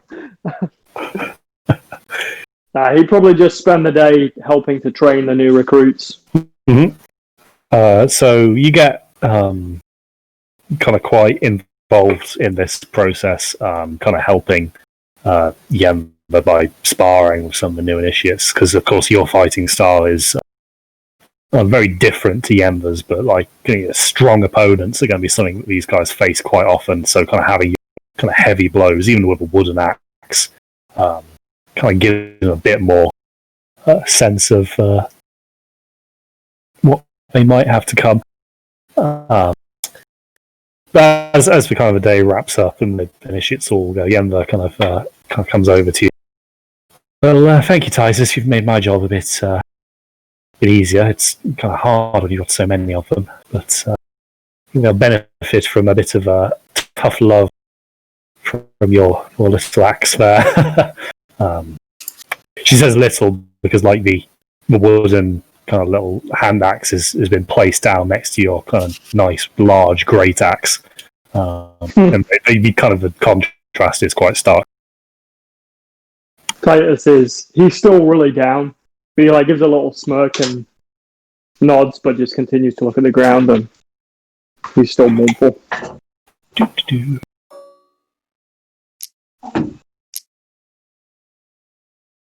She kind of sees that you're quite down. What's the matter there, big fella? Something got you down? We saw members of my tribe on the road, and I could do nothing to free them. They were in chains. Titus, I'm so sorry. That must have been terrible for. I will free them one day. Yes, I'm sure you will when you put your mind to it. I'm confident you could do just about anything. Your Thank you. your spirit is in the right place, Titus. And she kind of wraps her arms around you. I mean, she's quite small, so they don't quite meet around the back, but she kind of gives you a bit of a hug. I'll lift your spirits a little bit.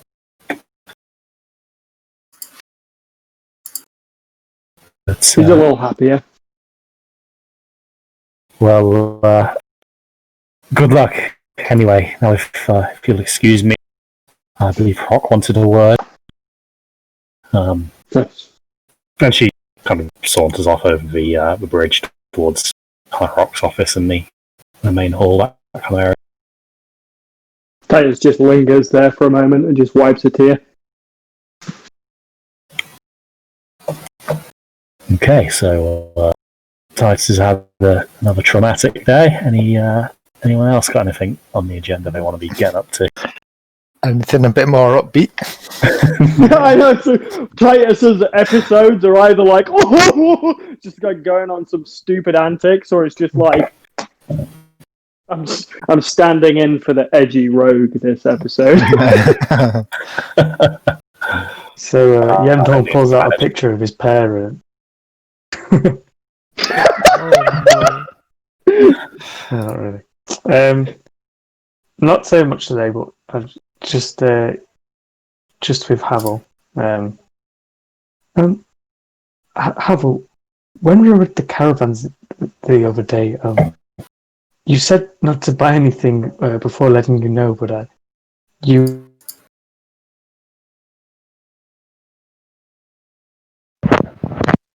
Oh, I think we Lost him. lost you at the end there. Yeah, we lost you, Rich. I think we've still lost you. We may still lost him. Yes, Chard? Yazchin? Chazchin? What else? That's not funny. Oh, there he goes. There he is. Janaz?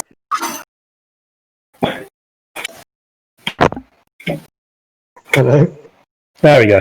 Hey, now we can hear you. I cut off just as I started talking, I think. It always does it when that happens, isn't it? It's never when you It's just annoying. do enough. On my phone, I don't know why, it just disconnects periodically for no reason. But Havel, the other day at the caravans, you said to let you know before browsing any shops or buying anything, but when I come to tell you, you were not quite in the right mind, should I say. So I indulged myself and made a purchase. Oh, did you buy anything nice? Was it from the monk? Because he did show me what he was selling, and look, if you're into that, it's totally your thing. Just, try not to do it where we can see. Oh, no, the monk was rather kind. He gave me a lovely diamond to help with my spells. Oh, shit. Well, very different to what he showed me. Moving on. That is not what I bought. He gave me that for free. I bought a couple of platinum rings. It's another thing to help me with my spells. Oh, it's nice. And yeah, I've kind of been cheap being platinum. Oh, no, it made a rather large dent in my pile of gold. Yeah, fair enough. How much of a dent? 275 gold. Oh, that's nice. Have all been sold as a truck. It's gonna be like, oh, that's some pretty rings. I'll tell you, I just need to go and do something really quick. So, This is Visions of Havel just belting across the courtyard. not belting. He's going to walk over, and he's not going to do it outright. This is actually something that Yendor's going to find later. On their bed. But I was supposed to tell you now. It's going to be. Yeah. Oh, it's going to be on his pillow. Because Havel's not very good with touchy-feely, nicey things. It's going to be a bag of 275 gold. And a little note on it. It's just saying, like, it's essentially along the lines of 275 gold isn't enough to repay a hand, but I hope it starts, starts chipping away at it. Enjoy the rings. And that's Havel saying thank you for using restoration and regaining his hand. I wonder where he got that money from. Beautiful. Where could it possibly have, could it have come from? Some dead guys in a temple somewhere that we mysteriously didn't find any gold on? I don't know. So, Yendor, as you come back to your pillow at the end of the day, you kind of overhear some recruits kind of talking next to you.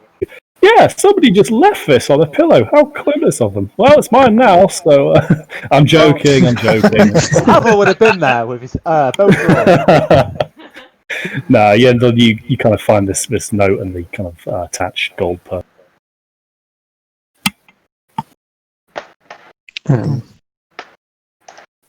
So obviously I have to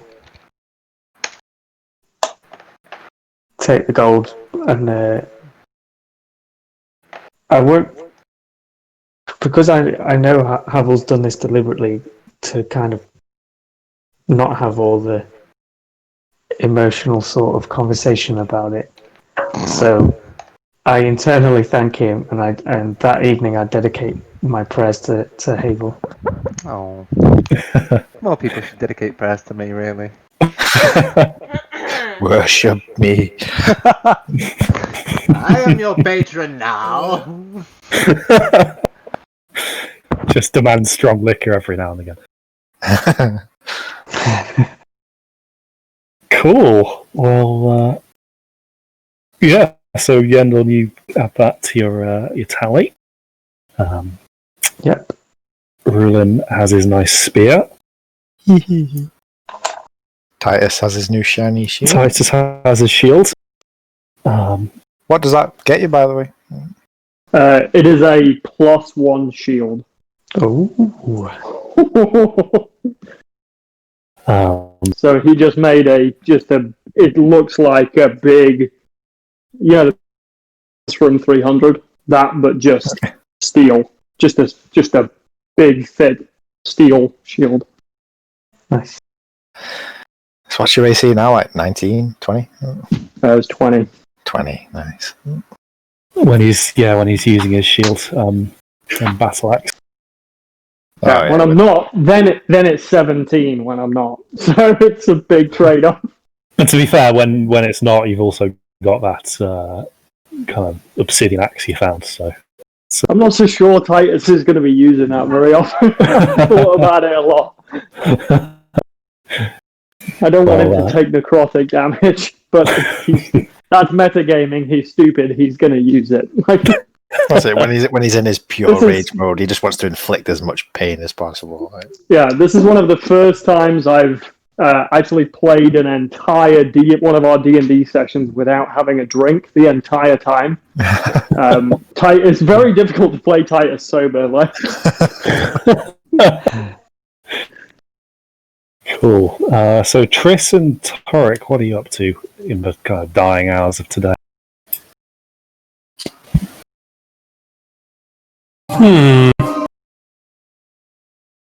Titus, could I get a look at that shield?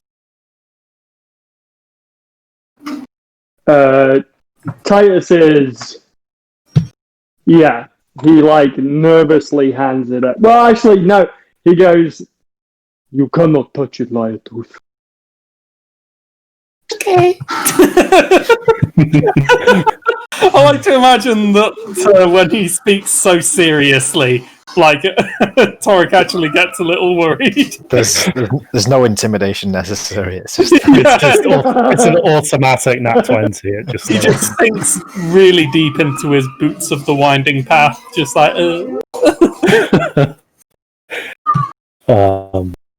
I'll be working on my own little item then. I'm still trying to craft that ruby. So ruby obviously is a bit bigger, and the gemstones required to kind of craft Ruin's spearhead. But you keep chipping away at it. You kind of finish it off, kind of 11 o'clock-ish at night. So what is it you've crafted? A ruby of the war mage. Mm-hmm. I'm considering giving it to either myself or actually possibly Yendorn.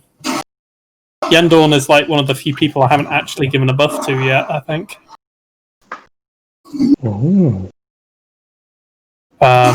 Yeah, it's a gem that you enslot into a weapon or an item, and it enables you to use that weapon or item as a spellcasting focus.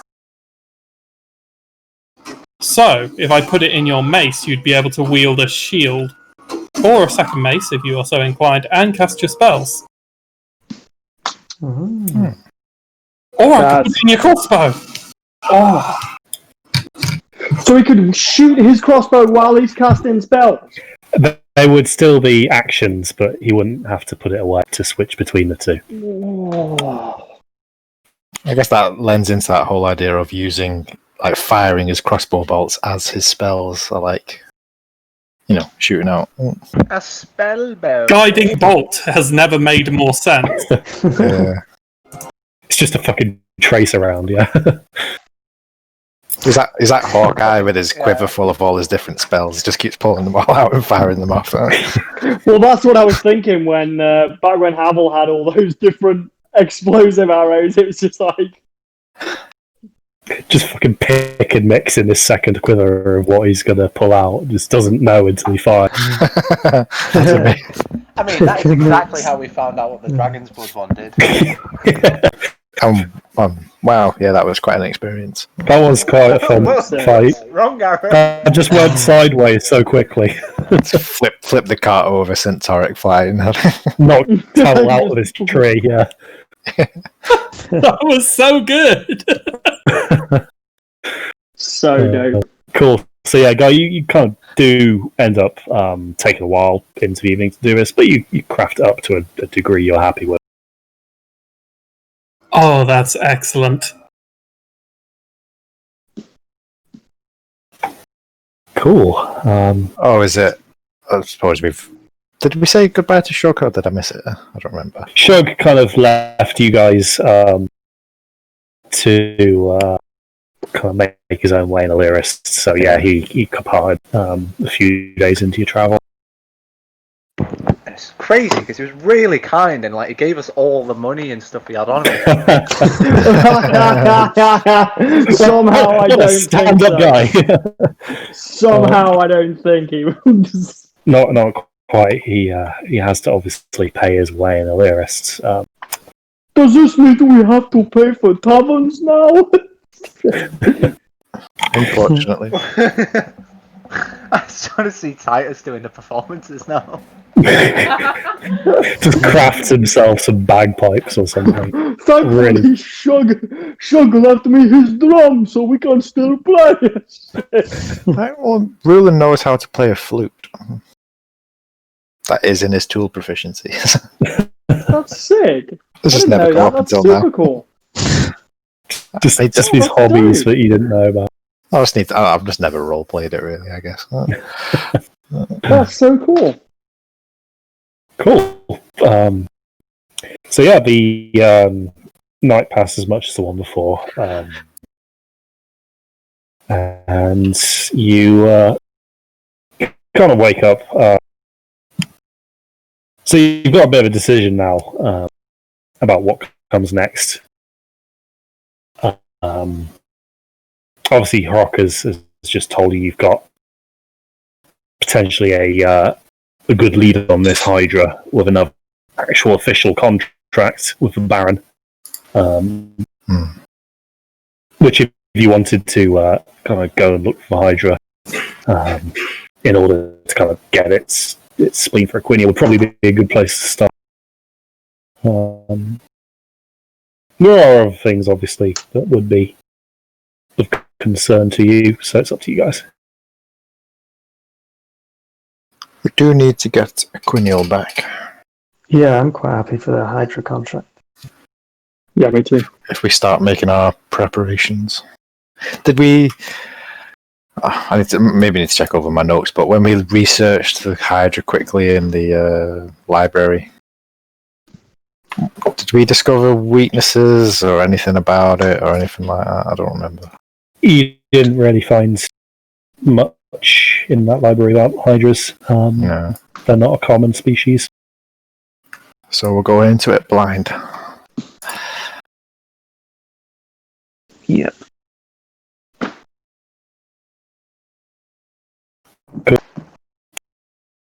That, I think, is where we're going to call it for tonight.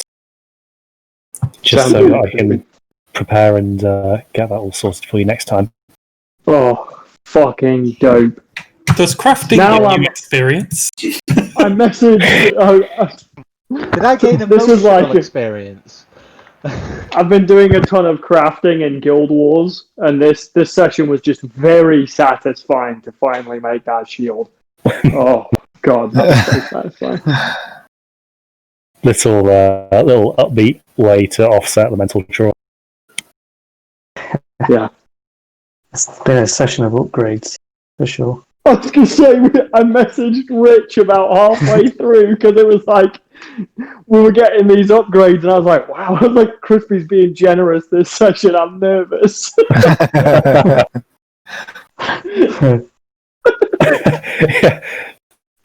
Crispy gave us for reviving ingredients. Is that a hint? Oh, yes! What did I say? A 300 GP damage. What were the odds? What a versatile and multi-use tool. Oh, dude, that's so funny. Oh. No, it was interesting to put Titus in a situation where violence wouldn't have worked. I mean, maybe not. I didn't know what to do. This is why I can't play Titus sober. Next time I'll bring beer. Ben, it's probably a good job, otherwise that could have ended very quickly. It would have ended so bad. So you have to say, takes on a hardened, crack troop of Barthoonist warriors. Yeah. maybe not until level 10. just for good measure. Cool. I'm gonna kill whoever has them. I'm gonna wear their skin. Just like this ever-growing quilt of skin that Titus is knitting for himself, just all the full memories. Oh my god, the axe is having some negative effects. Somebody should. You're gonna make Alistair's necklace look like nothing. Oh. Yeah, I was gonna say you thought Alistair was bad. Just ends the campaign as a flayed one or something. So. Jesus Christ. Cool. Well, same time next week.